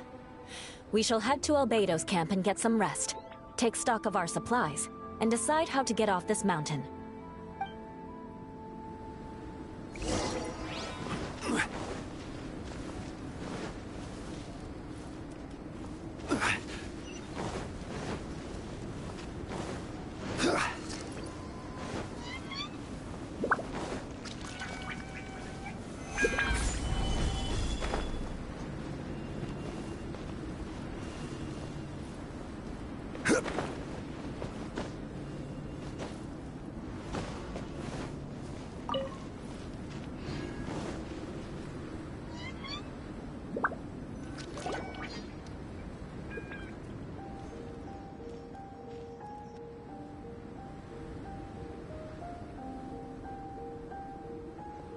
Here we are.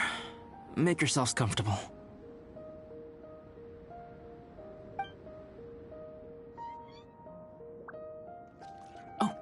I forgot I don't have that many chairs. Please wait a moment. What's he doing? Painting? He is. He's painting a chair. Wait, alchemy can turn paintings into objects? How is this possible? My paintings are like blueprints. Alchemy simply enables me to omit the manufacturing part of the process. It's an elementary level technique. With enough research and experimentation, this same technique can even be used to create living beings. Whoa. Well, since you can magically produce chairs, can I have one with a backrest? No problem. How many of you want backrests? Me! Me! I'll also take one with a backrest, if you please. Can Paimon have a chair that comes with a juicer? Still beats squeezing onto a stool with you.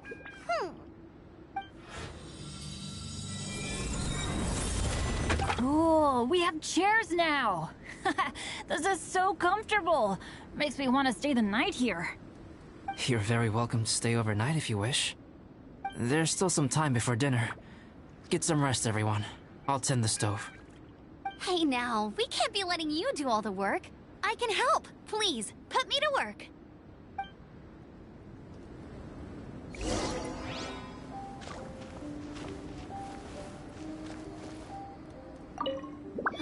It's so nice and warm here.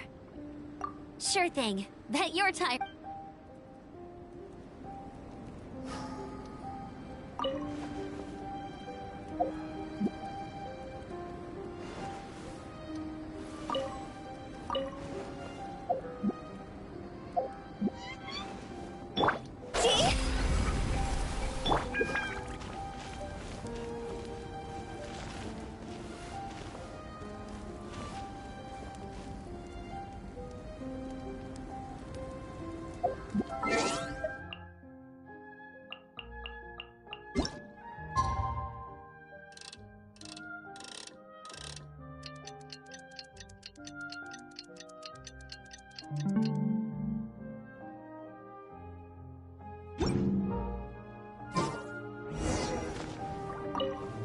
Oh, pace yourself. Dinner could be a while.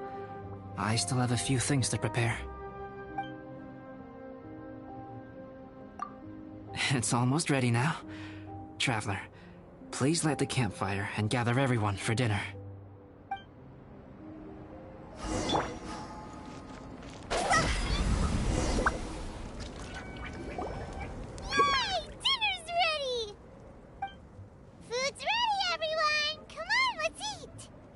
I made a few dishes based on some popular Mondstadt recipes.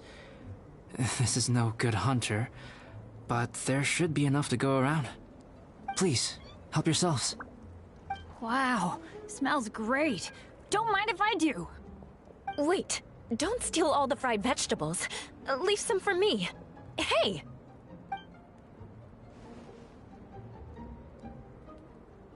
Ah, Paimon's full. What a great meal! Albedo, you're too modest. These dishes are as good as anything you'd find in a top restaurant. Are all alchemists so good at cooking?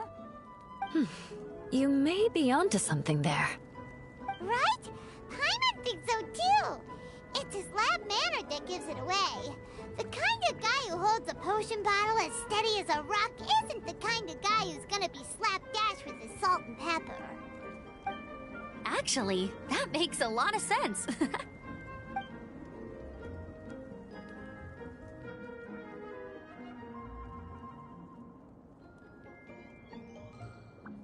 I'm so sleepy after all that food.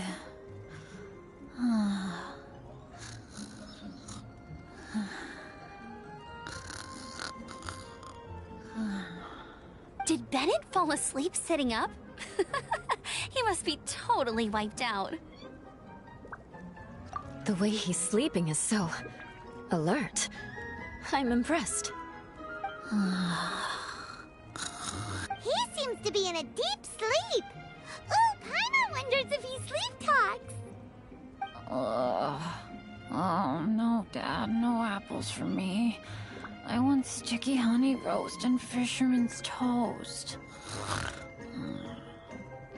Sticky honey roast. That's your favorite, isn't it, Amber? Sure is. Give me a sticky honey roast from Good Hunter any day. I used to take Eula to Good Hunter a lot back when we first met. Before long, Sarah would start cooking our usual orders as soon as she saw us coming. She said we ordered the same thing so often that it was practically muscle memory by that point. She also said that if everyone in Mondstadt ordered like we do, her job would be so much easier. All she'd have to do is memorize everyone's favorites. Always eating together. Aww, it's nice that you two are so close. The Traveler and Paimon always eat together too. It's a sure sign of true friendship. Two people simply sharing a meal says nothing either way about the relationship between them. That depends if it's a one-off meal or a regular occurrence. Aha! Paimon just noticed something. Whenever Eula doesn't want to admit to something, she raises her chin or puts her hands on her hips. Ah, you've all picked up on that. Didn't know Eula's tells were so easy to spot. We are done here, yes? I am free to go, am I not? Then please excuse me. I have a frozen lake I need to be at. You're going for an ice bath at this time of night? Wait up! Don't go without me! I thought you wanted to get some sleep. So maybe you should stay here and rest. No, I should come with you. It's late, and it's dark, and you're not good with directions like I am. Come on, let's go together.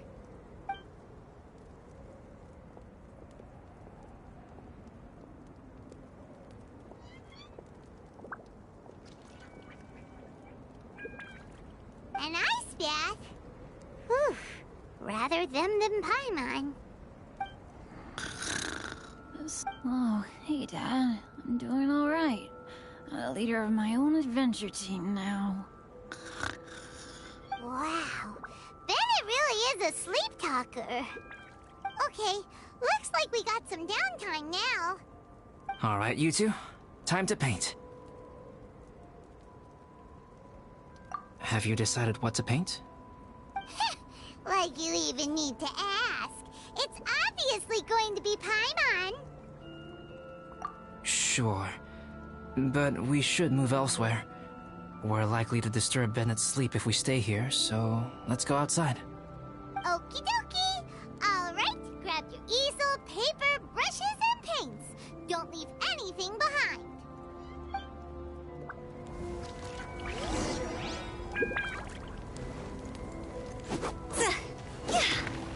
I will have order.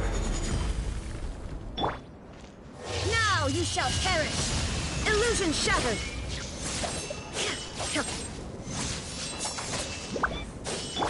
Beg for mercy. Flood of frost!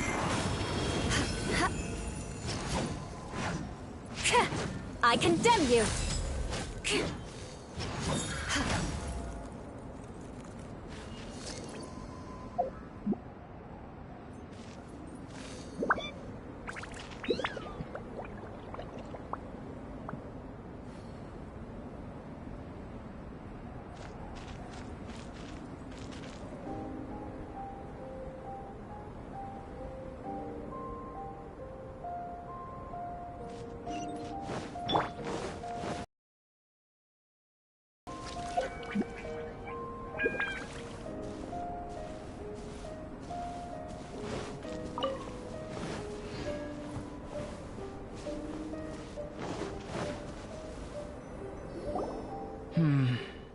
Let's paint here. Allow Paimon to adopt an elegant pose for your artistic reference. Hey! What's that look for? Cut the attitude and start putting your perfect Paimon down on the page. You better take this seriously, because this is going on Paimon's wall. Confidence is a good thing. Those to whom it is endowed do well to flaunt it. I'm looking forward to the finished piece.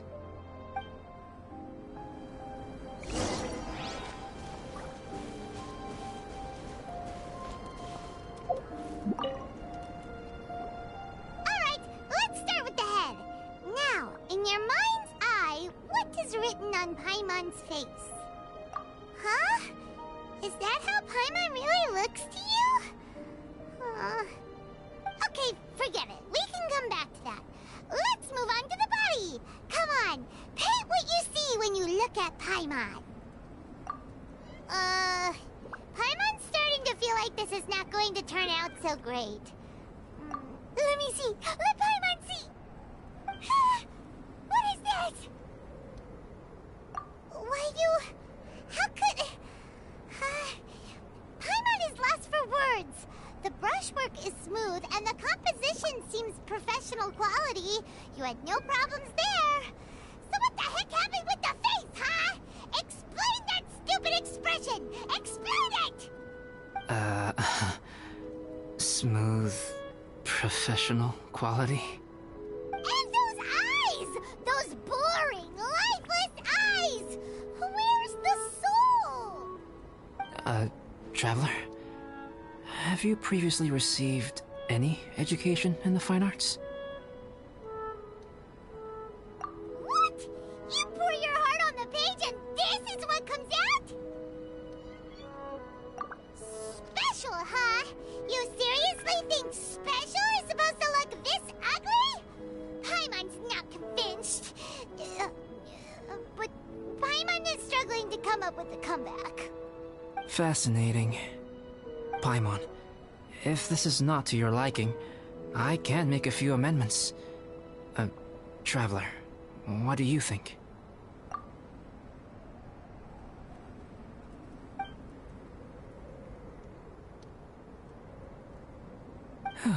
All right then. Paimon, is this better?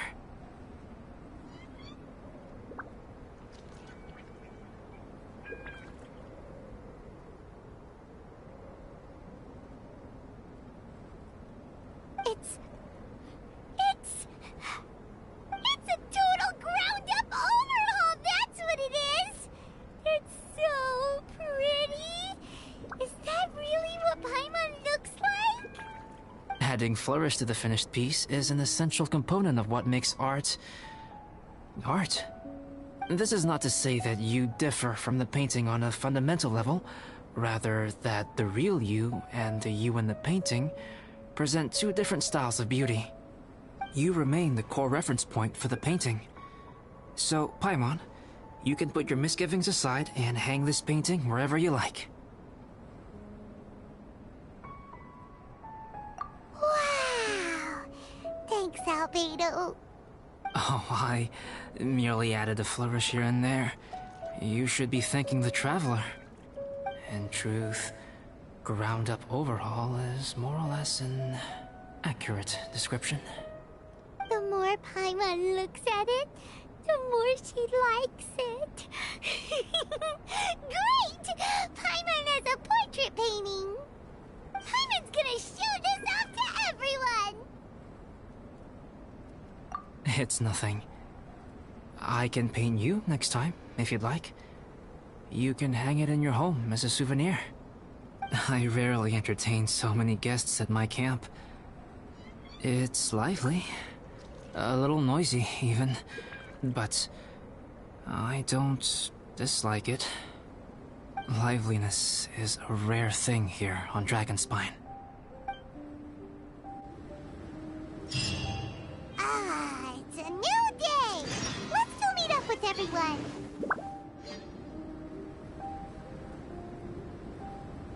Hey, good morning! I slept great last night. How about you guys? All rested up? I'm fine, as usual. The path down the mountain is easier to follow in the daylight. Let's take this chance to head down to the base camp. Let's go! If we make good time, maybe we can all get lunch together.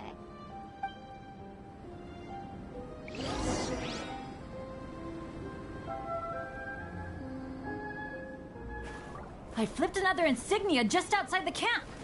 Wrong again. So your bad luck is all used up. We'll be down the mountain in no time. Yeah, my thoughts exactly. Today's the day. Huh? Oh no! Avalanche! Look out!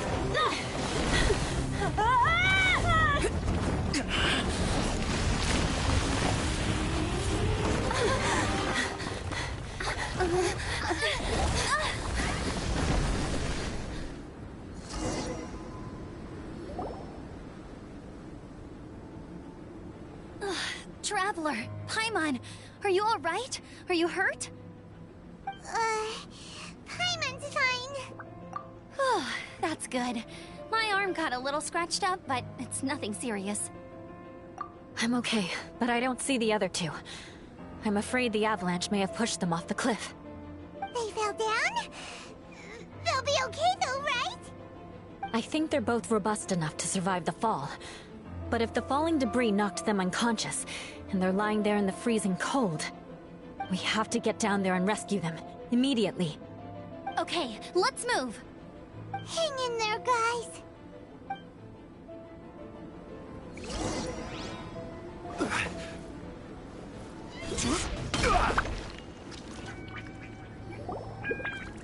Bennett!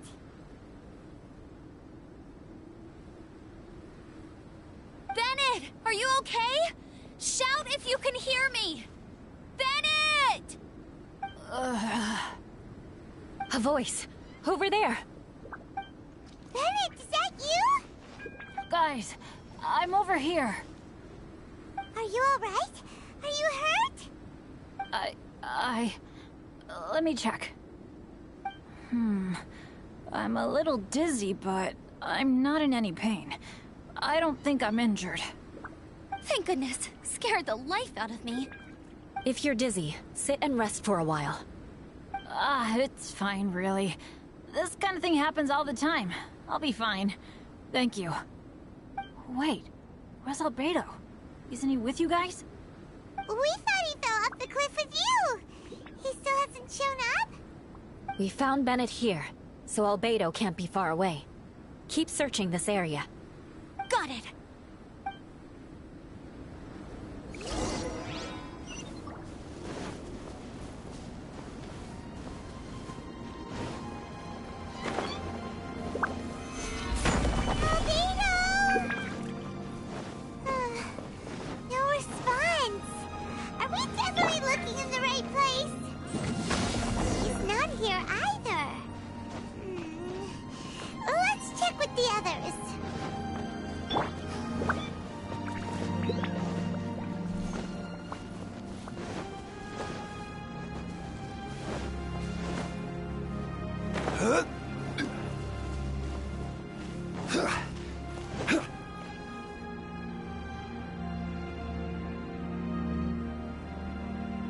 Well, any sign of him? Not a trace. Nothing from me either. Strange. We didn't have any luck either. Where could he have gone? Everyone!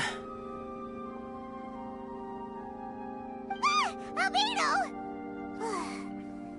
Nothing serious. Okay, everyone accounted for. Guys, I think it's gotta be because of me. The avalanche only happened because I'm here. I guess flipping a treasure hoarder insignia isn't gonna change my luck after all.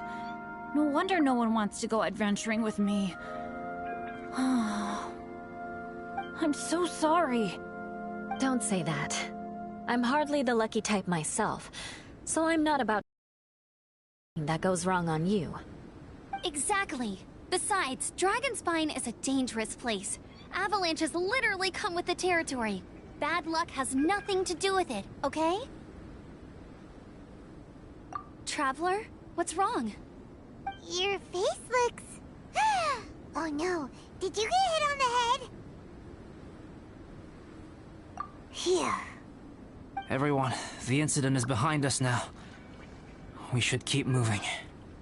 Why do I feel that Dragonspine has become more dangerous than it used to be? I hope it's just my imagination. Our top priority now is to get off the mountain and regroup with the adventurers. Whatever further dangers this mountain has to throw at us, we must face them together. Agreed. Guys, keep your eyes peeled and watch your step. Careful does it.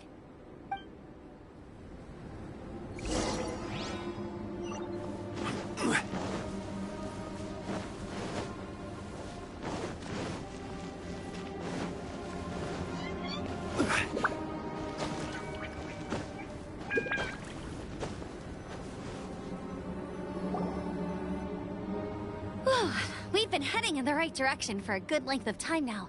We must be getting close. I can feel it. Victory is in sight! Hooray! As soon as we get to base camp, Paimon wants a bowl of hot soup and some barbecued meat.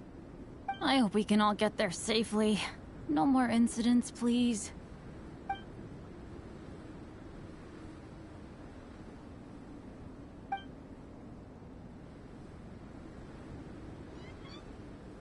Hey, what's on your mind? You seem a little distracted.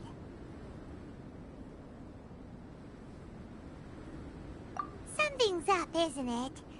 Are you hungry? Cold? Shall Paimon hug your head to warm you up? I don't think I've spent so much time on Dragonspine before. It sure is cold, but the view is amazing. Isn't it, Eula? Eula? Sorry, I wasn't listening. What did you say? I was just thinking, whenever I've met up with you at Dragonspine in the past, we always stick to the same few spots. It's much more vast and beautiful here than I realized. If it were a little warmer and a little safer, I bet this place would be bustling with visitors.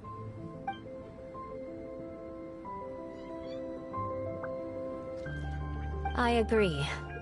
People are put off by the cold and have an aversion to danger.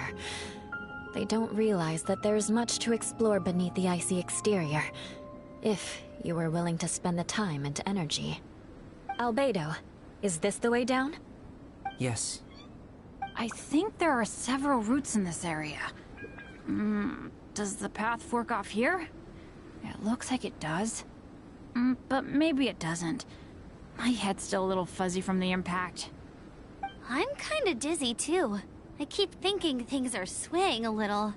Maybe I'm just hungry. Either path will work for us. The smaller trail is less worn and harder to see, but it's also shorter. Since everyone is weary, I suggest we take the shortcut. Follow me.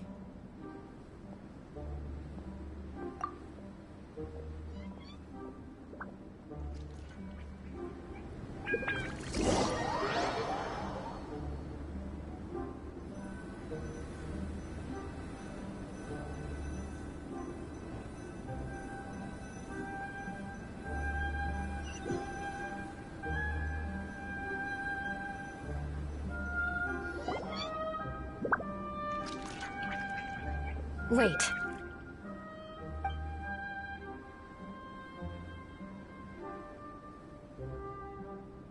Bennett and Amber don't look well. Can we take a break? We can continue once their conditions have improved. Ugh. Now that you mention it. Huh? You hit your head earlier, didn't you?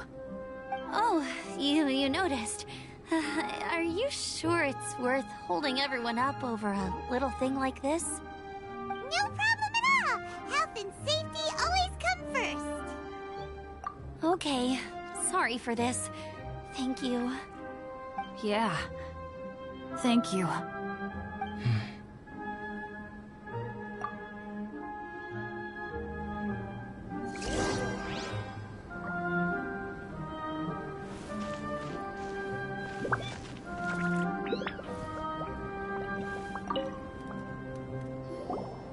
Drinking some water can help with the dizziness. Oh, and lying flat on your back helps too. Thank you, Bennett. Seems like you really know your stuff. Well, when life gives you lemons. Bennett, weren't you feeling dizzy too? Stop pushing yourselves, both of you. Get some rest. We'll continue when you've gathered your energy. Eula might come off as a little frosty, but she takes caring for her friends super seriously, more than anyone else I know. Every time I see that look on her face, I'm just like, stop staring at me!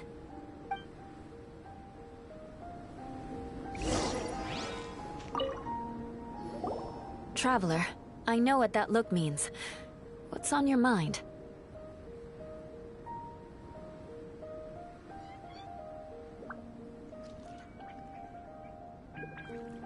Maybe seasoned veterans have an instinct for it. I sense it too. Something seems to have changed, but I can't confirm for sure. It could be difficult to verify.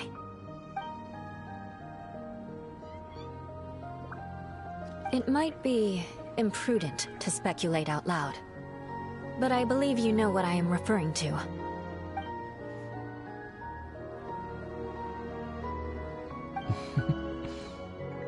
Traveler, I think...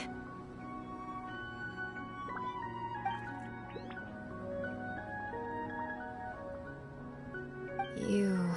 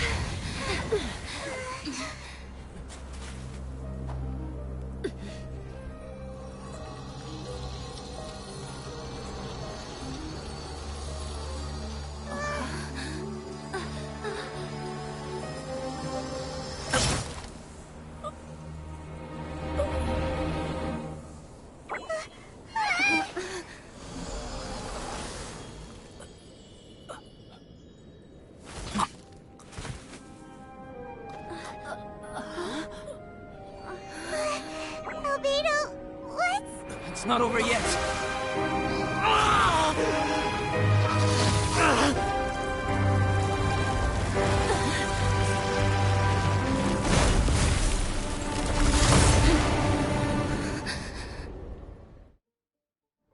Brace yourselves. This'll be a challenge. Stay back! I'm going to cut this weed down to size!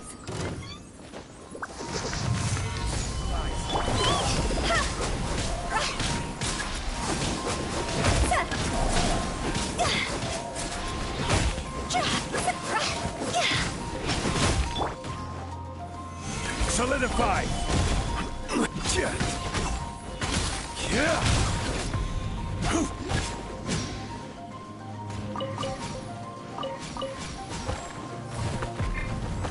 Stabilize!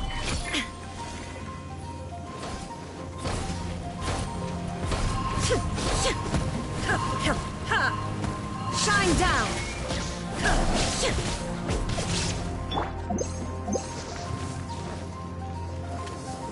Gather!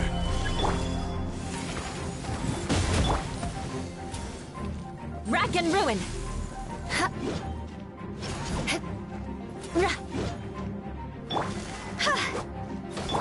Illusion shattered! Solidify!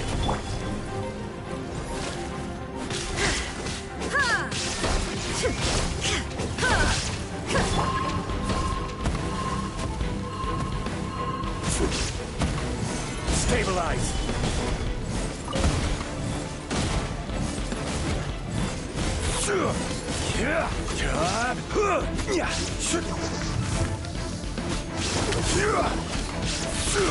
Gather!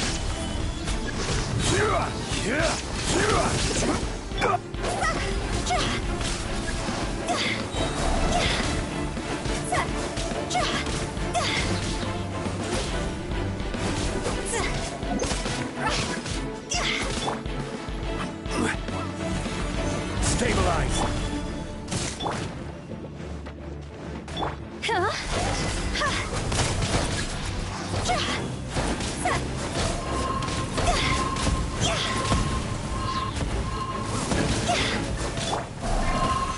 Solidify! There is no escape!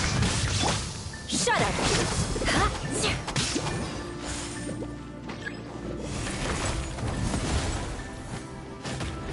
Crush!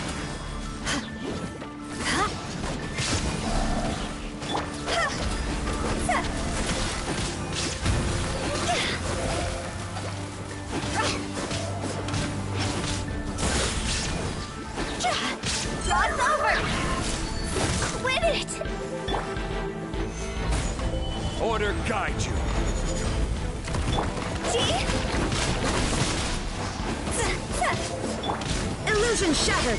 Torn to oblivion!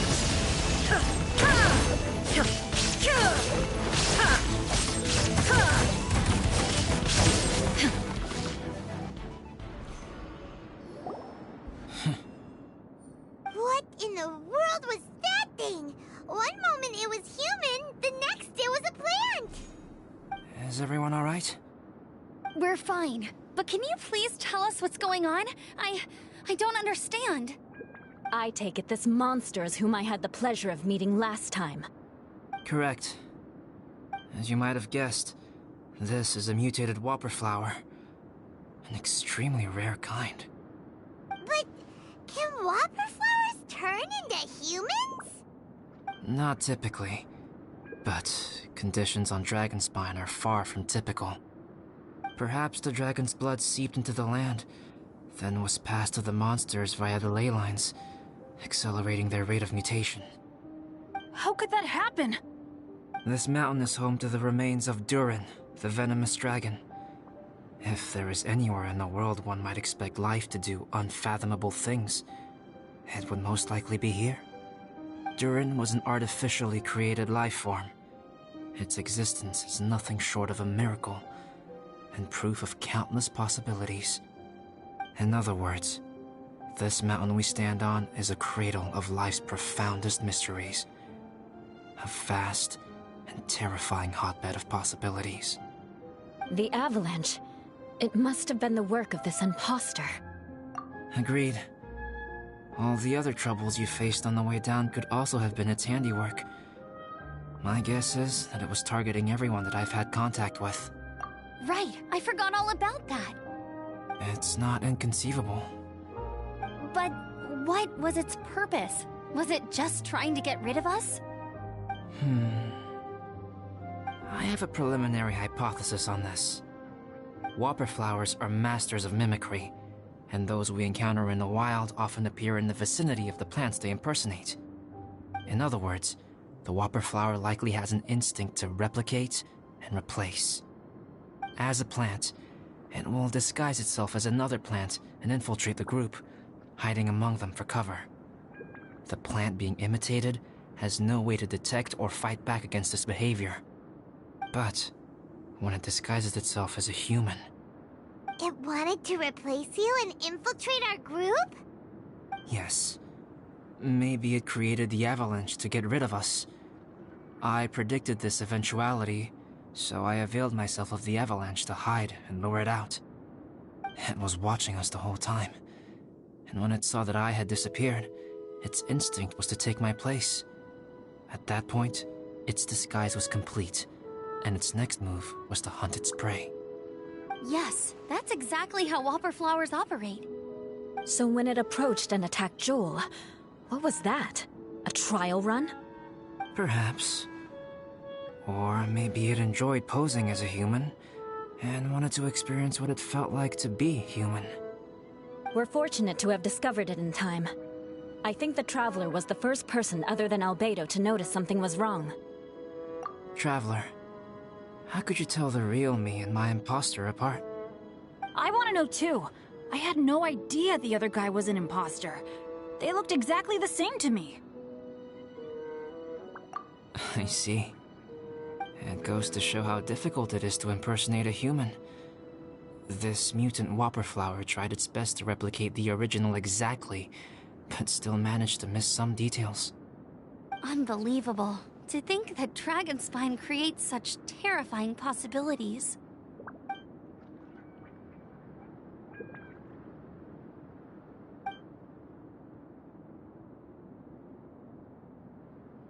Anyway, at least we won in the end. It looks like my method did work after all. I used up all the bad luck, and the good luck finally came through. About that. If you're referring to having fallen down the mountain and avoided injury, well, that's because I was secretly protecting you. Huh? Well, that still counts as good luck to me. Yes, that's not an unreasonable way of looking at it.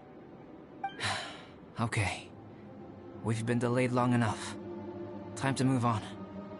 Yeah, let's go!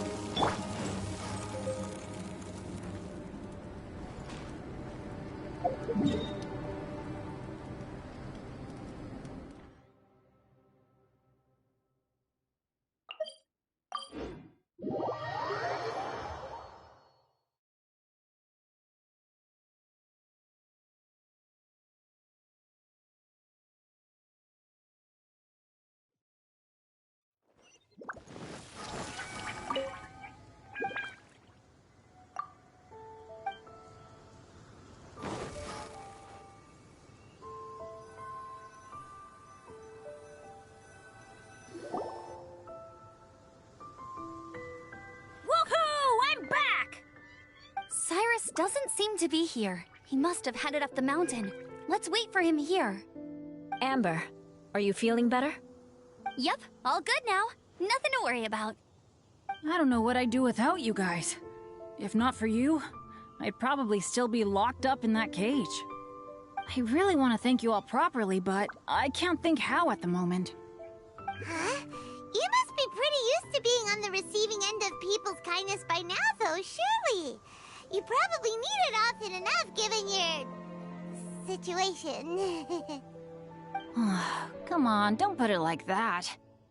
Sure, plenty of people have shown me kindness before, but that doesn't mean I will ever take it for granted. No matter how many times people help me out in life, I will never forget any of them. Well, instead of repaying those who helped you, perhaps you could help others yourself. Everyone meets others in need from time to time. By choosing to be there for them, you're passing the kindness you received on to others. Yep, you're right. That's what I've always tried to do, and will always continue to do. Right. And when Cyrus gets back, I'll find some way to help him out too. This has been quite an eventful day. Yeah, it has. It's really hit me how tired I am now that I've started to relax. I need to rest. Everyone, please excuse me for a while. Yeah, I need to get some water and maybe a piece of fruit. Once I'm rested up, I need to get back to being an instructor again. Well, it looks like the curse of the mountaineers who couldn't get off the mountain is finally broken. Feels like an action-packed chapter has come to a close. Shall we find somewhere to rest and chat too? Why not? Then, please, come with me. You sensed something too, didn't you? Then let's go. Huh? Are you going back to your camp again? Paimon thought maybe we could talk here. Okay. Might as well come with you. Good. Shall we set off right away?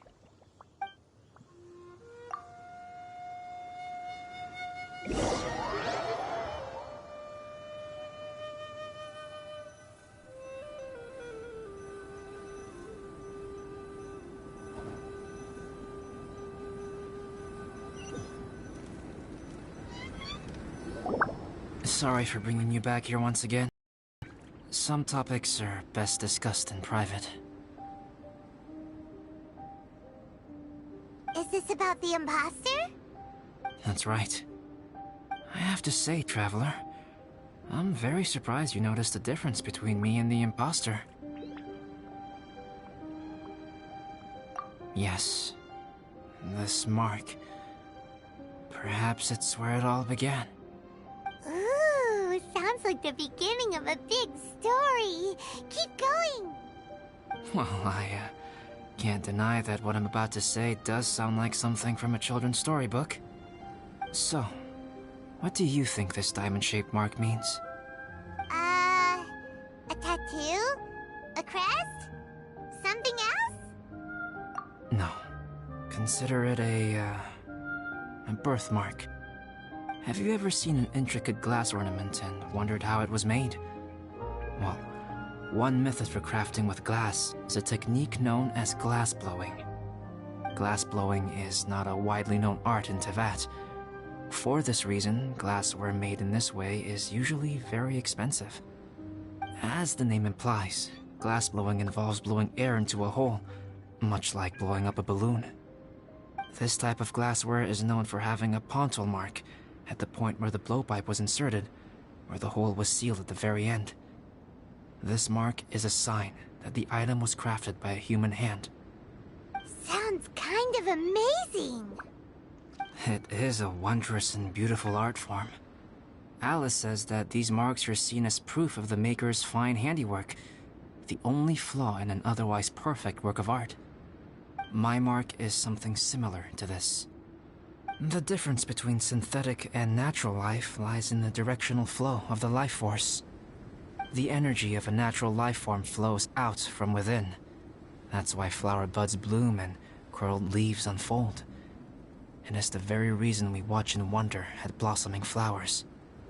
Creating life artificially, on the other hand, involves, to a certain extent, the introduction of an external source of energy into the embryonic life form. When the hole where the life force was infused is sealed at the end, it leaves a mark not dissimilar to the pontal mark in blown glasswares. The alchemical substance drips and spreads out in all directions, resulting in this rather ingenious diamond shape. Wow! So that's where it came from. This mark is a sign of my artificial origins, and proof of my imperfection as a human. I presume that the impostor intentionally avoided replicating this mark, so as not to become less than perfect himself.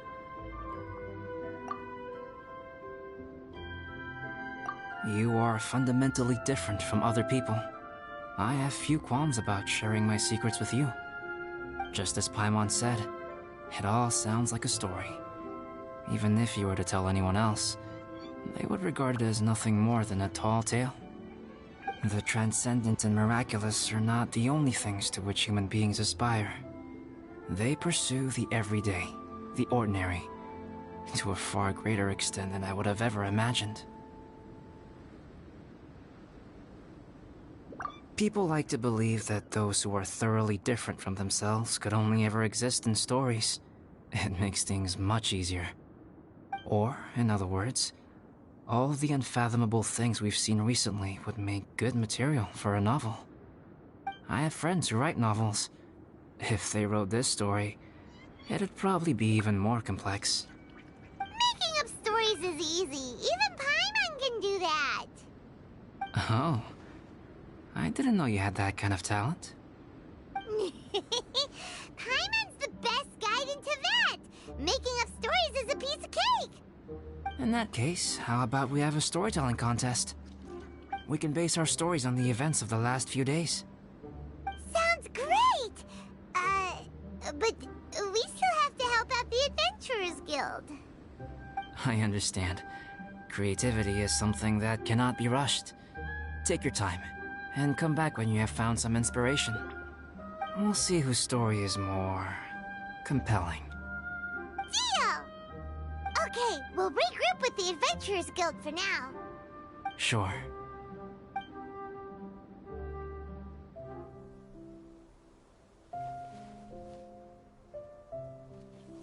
My story.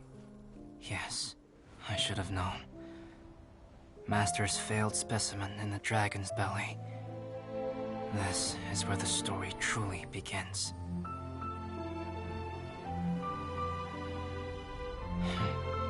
If we switched places, if you were the survivor, then as the abandoned experiment, the failure of the primordial human project, I'd want to replace you too. I would replicate your appearance, study your alchemy, and create miraculous life forms to divert your attention. I would wait for the right moment, then dispose of you in the Traveler, the sole person to have known your secret. And then, I could finally experience the joy of being brought into the world.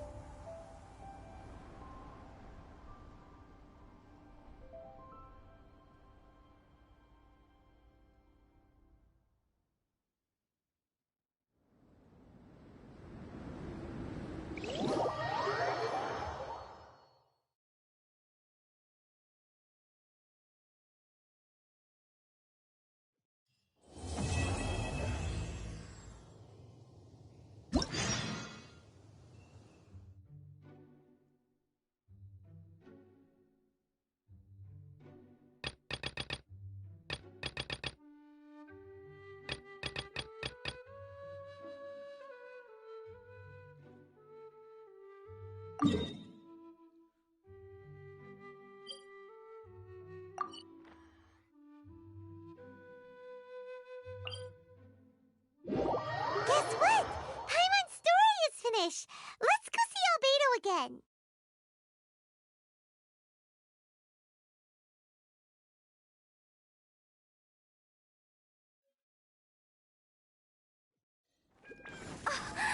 Snow.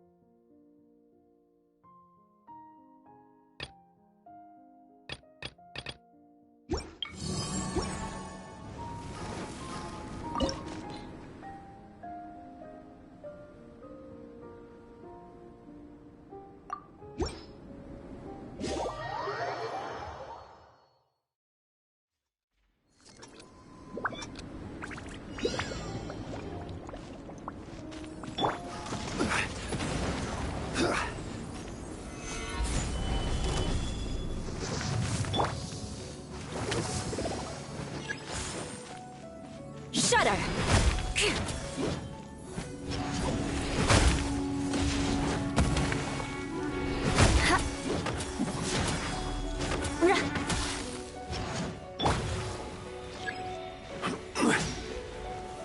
Stabilize!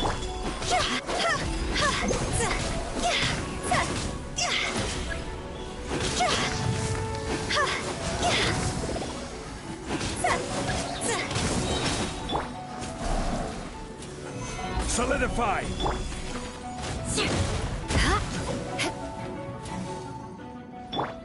Shine down!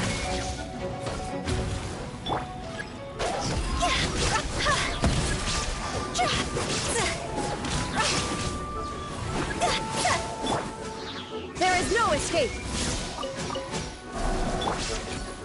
Solidify!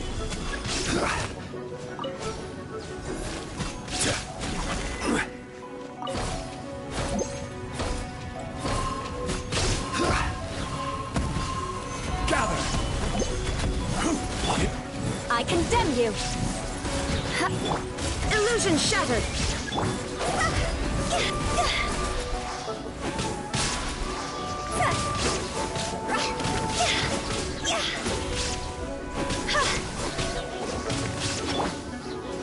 Gather!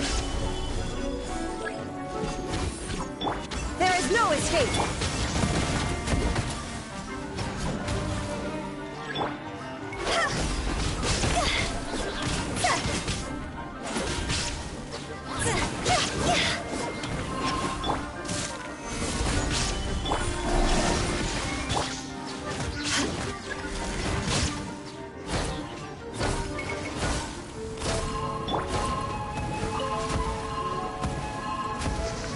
Gather!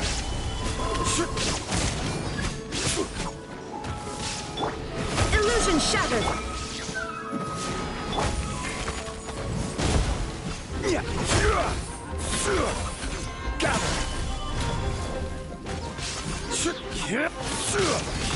Beg for mercy.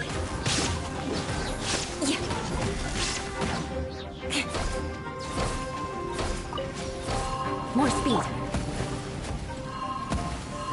Solidify!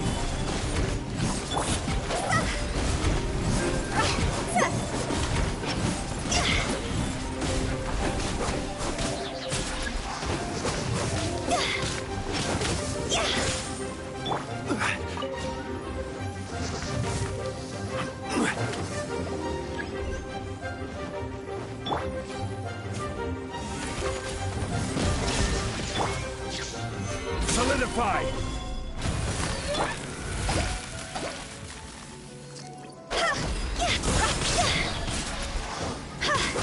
Time to go!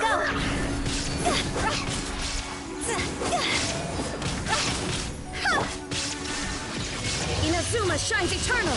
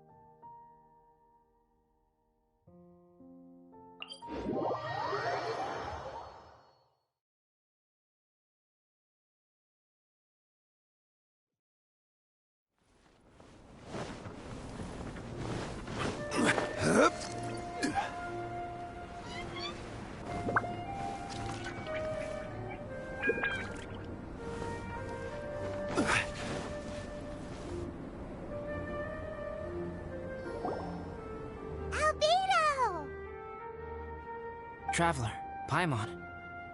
I suppose your story is ready. Yep. How about you? Do you need some more time? No need. I am also ready to tell my story. Paimon calls dibs. Paimon first! Please, go ahead. Okay, here goes. Once upon a time, there was an evil researcher who went into the mountains and did a crazy experiment on whopper flowers to transform their appearance. After a lot of pain and suffering, the whopper flowers finally took on a human form. Then, they stood by the side of the mountain to wait for unsuspecting bypassers. To whoever spoke to them, they would ask them questions such as, "Who am I? Who are you?" If the bypasser got the wrong answer, the last sound they'd make would be a yelp before the whopper flower ate them alive in one bite. Ooh, truly frightening. What the? You two aren't scared at all!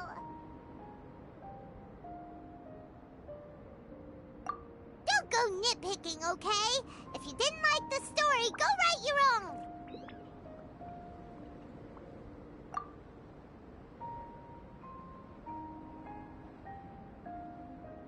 In other words, the whopper flowers would ambush and then completely replace their victims. And then what? Go back to where the person lives? Enter their home? Eat their whole family? Paimon made up this story, but now Paimon's the one who's scared by it. It's a good story. Oh, may I write it down? I may bring it up in future conversations. What for? Just to scare people with? Yes. You've got a real mean streak, Albedo. Mine is a little longer than yours. It starts with an alchemist. A great alchemist once created Subject 1. Subject 1 was her proudest achievement, and successfully blended into human society. No one ever would have thought that this friend of theirs was in fact a synthetic human. However, unbeknownst to Subject 1, the alchemist had tried the same experiment many times before he had come into being. Some of the rejects from failed experiments had been discarded, but had not died. Subject 2 was one such failed experiment. He was swallowed by a great dragon that came to rest upon a snow-swept mountain. Many years later, he was resurrected by the dragon's mysterious power.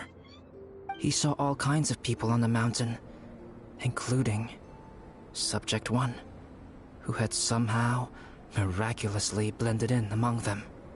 Never in Subject 2's wildest imagination had he thought it possible for experimental life forms such as they to deceive everyone so successfully. He saw the way humans accepted Subject 1 as a friend, witnessed their affection as they addressed him by name. This was what Subject 2 wanted. Now, all that Subject 2 desired was to replace Subject 1 and take the joy of his existence for himself. This is giving Paimon the chills. So scary. Subject 2 began to unfold his plan. He stole Subject 1's books and notes, and studied all that Subject 1 had learned from the alchemist. Subject 2 was highly intelligent, and he learned quickly. He changed his face into an exact replica of Subject 1's face.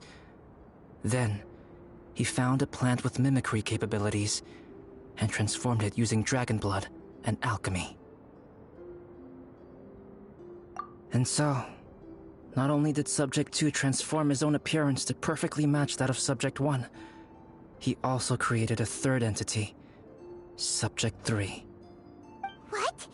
There's 3 of them now? But Subject 2 wanted to become a perfected human.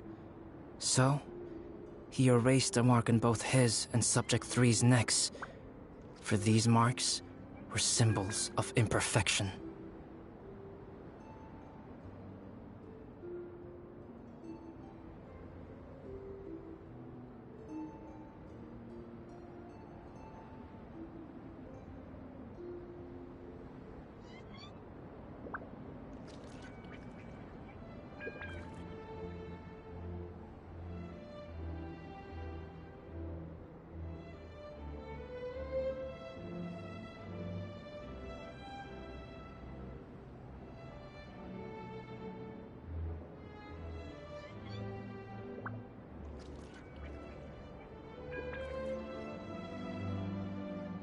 In my view, it was probably a subconscious act, an instinct.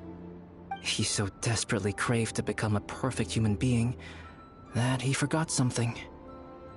Human beings are defined by their flaws. Subject 2's plan was meticulous. Subject 3 would draw Subject 1's attention. After Subject 1 disposed of Subject 3, he would assume the threat had now disappeared and would let his guard down. The next moment that Subject 1 was alone, Subject 2 would make his move. He would eliminate Subject 1 and become the only one remaining.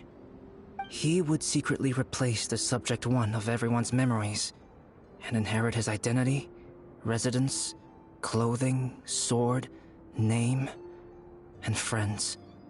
People would have no idea that the individual they knew had become somebody else from one day to the next. This is way too scary. Paimon's never gonna be able to trust anyone again.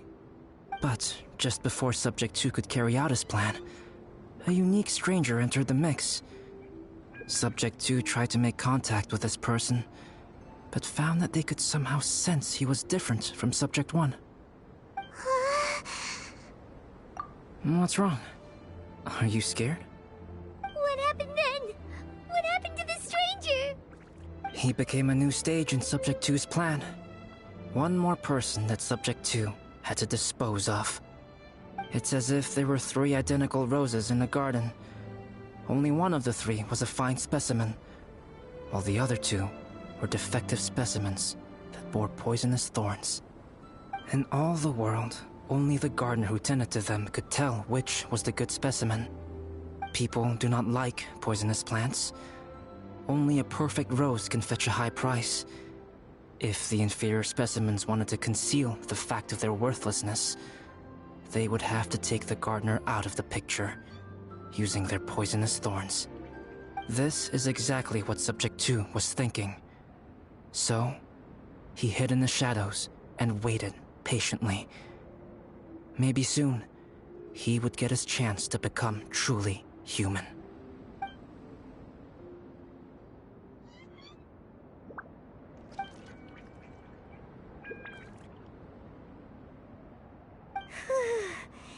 That was intense! So what happened after that? Did Subject 2's plan succeed? Paimon can't bear thinking about it! Fortunately, it is just a story. And even in this story, Subject 2 did not succeed.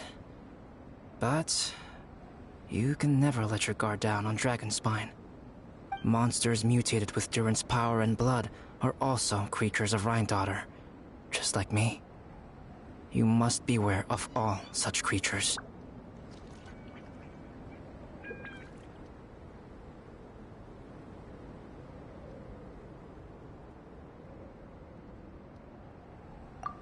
I'm glad to hear that. It's okay. I know what I am. You and I are both different, so there is no need for me to hide the truth from you.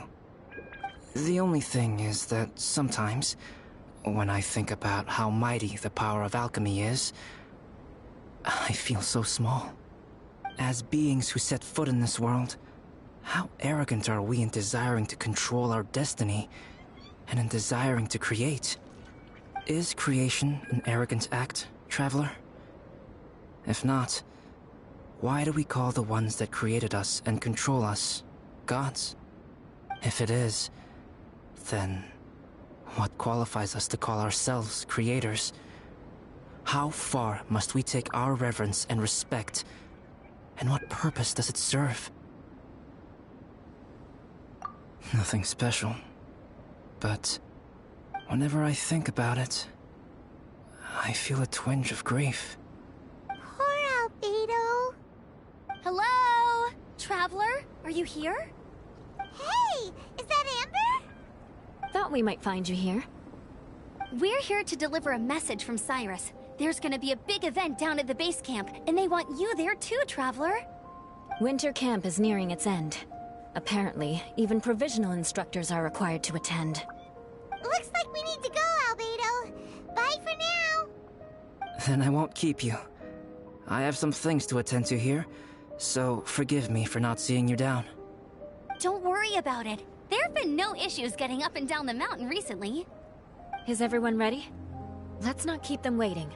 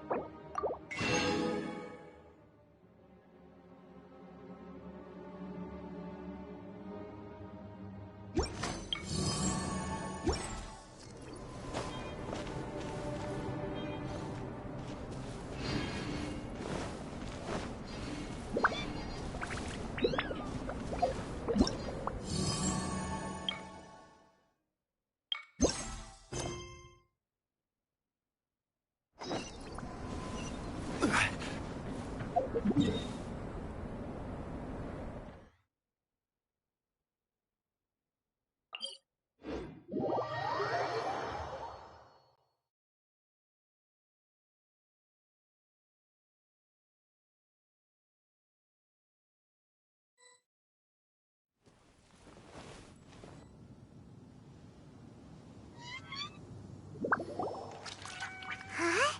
Who is this guy?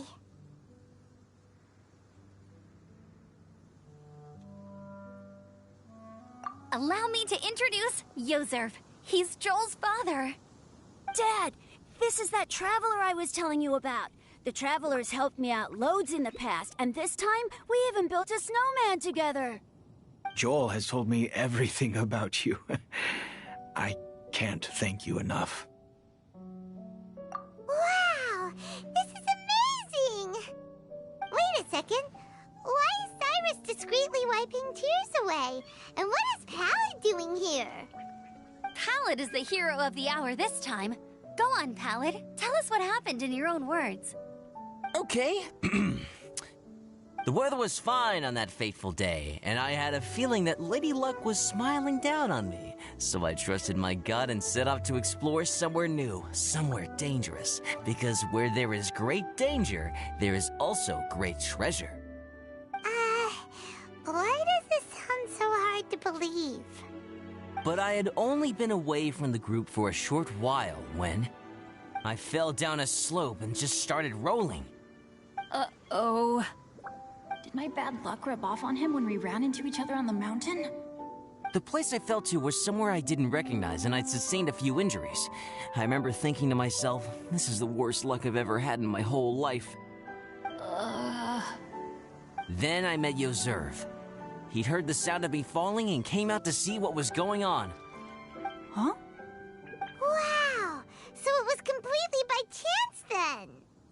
I thought he must have been someone from the Adventurers Guild here for the event, but after a few words of conversation, it was clear that he was having memory problems. He didn't even know his own name. The temperature was freezing, and there was no time to deal with all that there and then, so I convinced him to come back to the camp with me and figure everything else out after we got there. We got back to the camp, ran into Joel, and the moment he saw him, he froze for a second with this completely stunned expression on his face, and then he started crying out, "Dad! Dad!" That's when Yozerv suddenly started to remember. My memory has still not fully recovered, but Joel and his mother, they are the only ones that I will not, no, that I cannot forget. Daddy. Daddy's right here, Joel. Daddy's right here. Yozerf, don't you remember anything else at all? The poor princess? Feeding the foxes? I'm sorry. I have no recollection. Maybe it's because of the head trauma. I'm not sure. I woke up and found myself covered in blood. My things were gone, and there was nothing to indicate who I was or how I got there. I crawled into a cave and settled in for a slow recovery. After my legs and feet were a little better, my hunting skills were what kept me alive. Dad, I was so worried about you. I'm all right now, Joel. Oh, don't cry. Daddy's not going anywhere. I'm here to stay. Oh, this is good. This is good. You know what, though? I definitely think my luck got worse after running into Benin on that mountain. I knew it.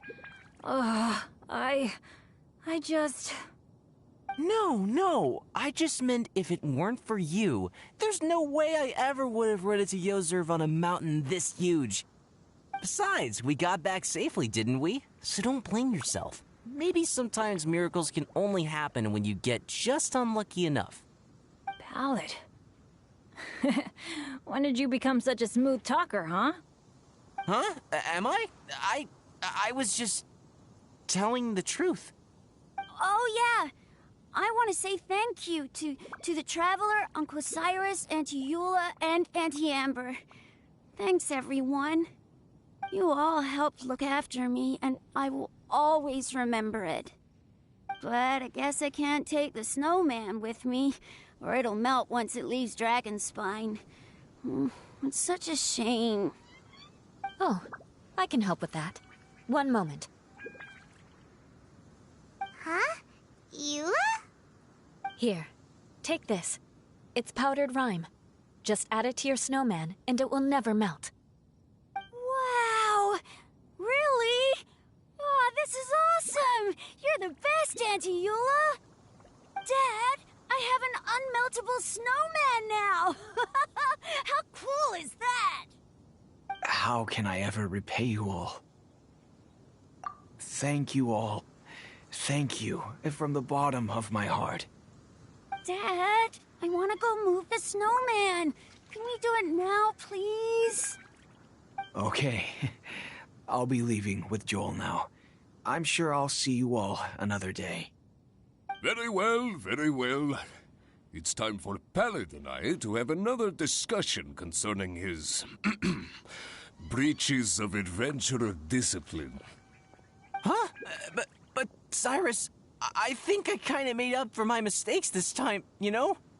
See you guys! Oh, I made this for you and Amber. Think of it as a winter souvenir. Aw, are you sure?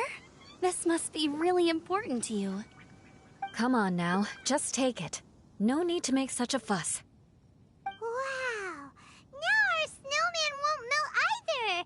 Great! You're welcome. Just keep it. That's all I ask. Amber and I have some business to attend to now. See you later. See you!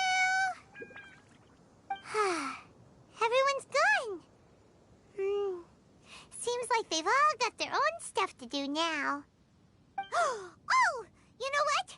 We've been on Dragonspine all this time, and somehow Paimon still forgot to ask Albedo about how to make a fruit juicifier machine that could keep the juice fresh. try Timaeus again. He does seem pretty eager to please after all.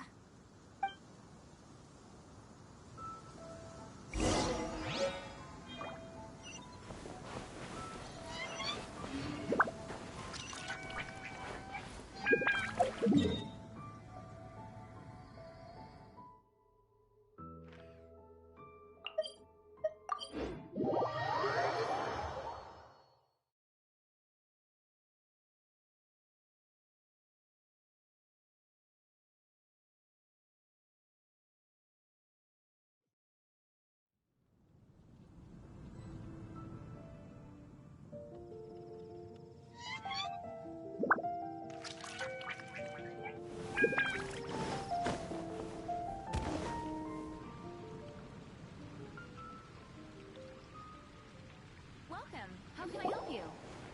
Timaeus!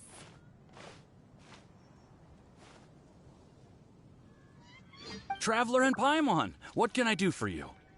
Wait a minute. You've got that mischievous look on your face. Oh, you're not still thinking about that ridiculous juicer thing, are you? Timaeus, will you help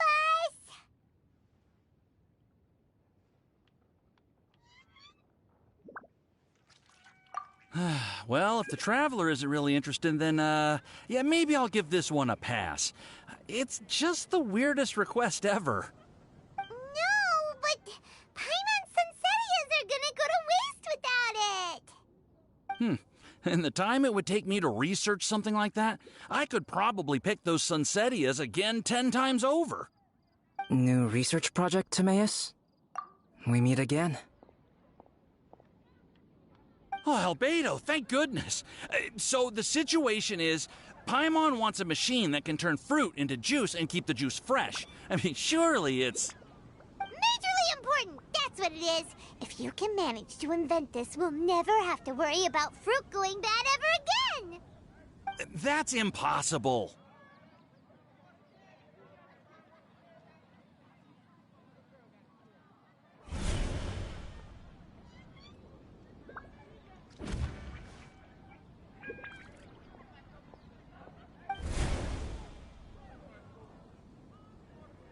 Turning fruit into juice is not hard, but keeping it fresh is more difficult.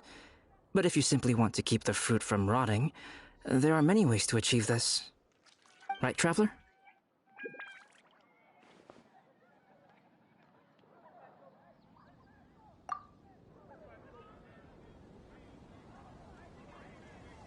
What about his neck? What's wrong? Is there something on my neck? From the look on your face, it's as if you thought I just played a practical joke on you that was in exceedingly poor taste.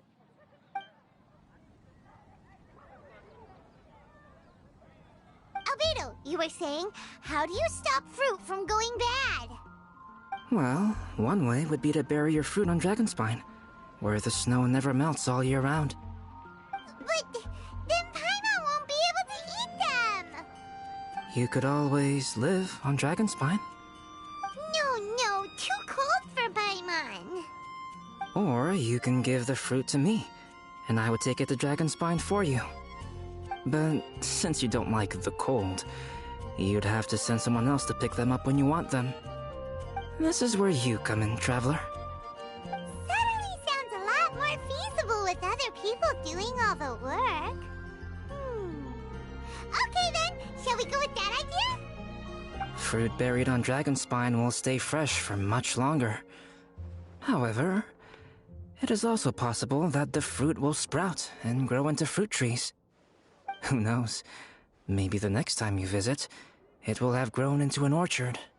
You can water the trees, add fertilizer, and when they finally bear fruit, you will have some fresh Sunsettias. No way! Then Paimon will have to be a gardener! That's not the goal here. Oh? Well, I don't think being a gardener is so bad.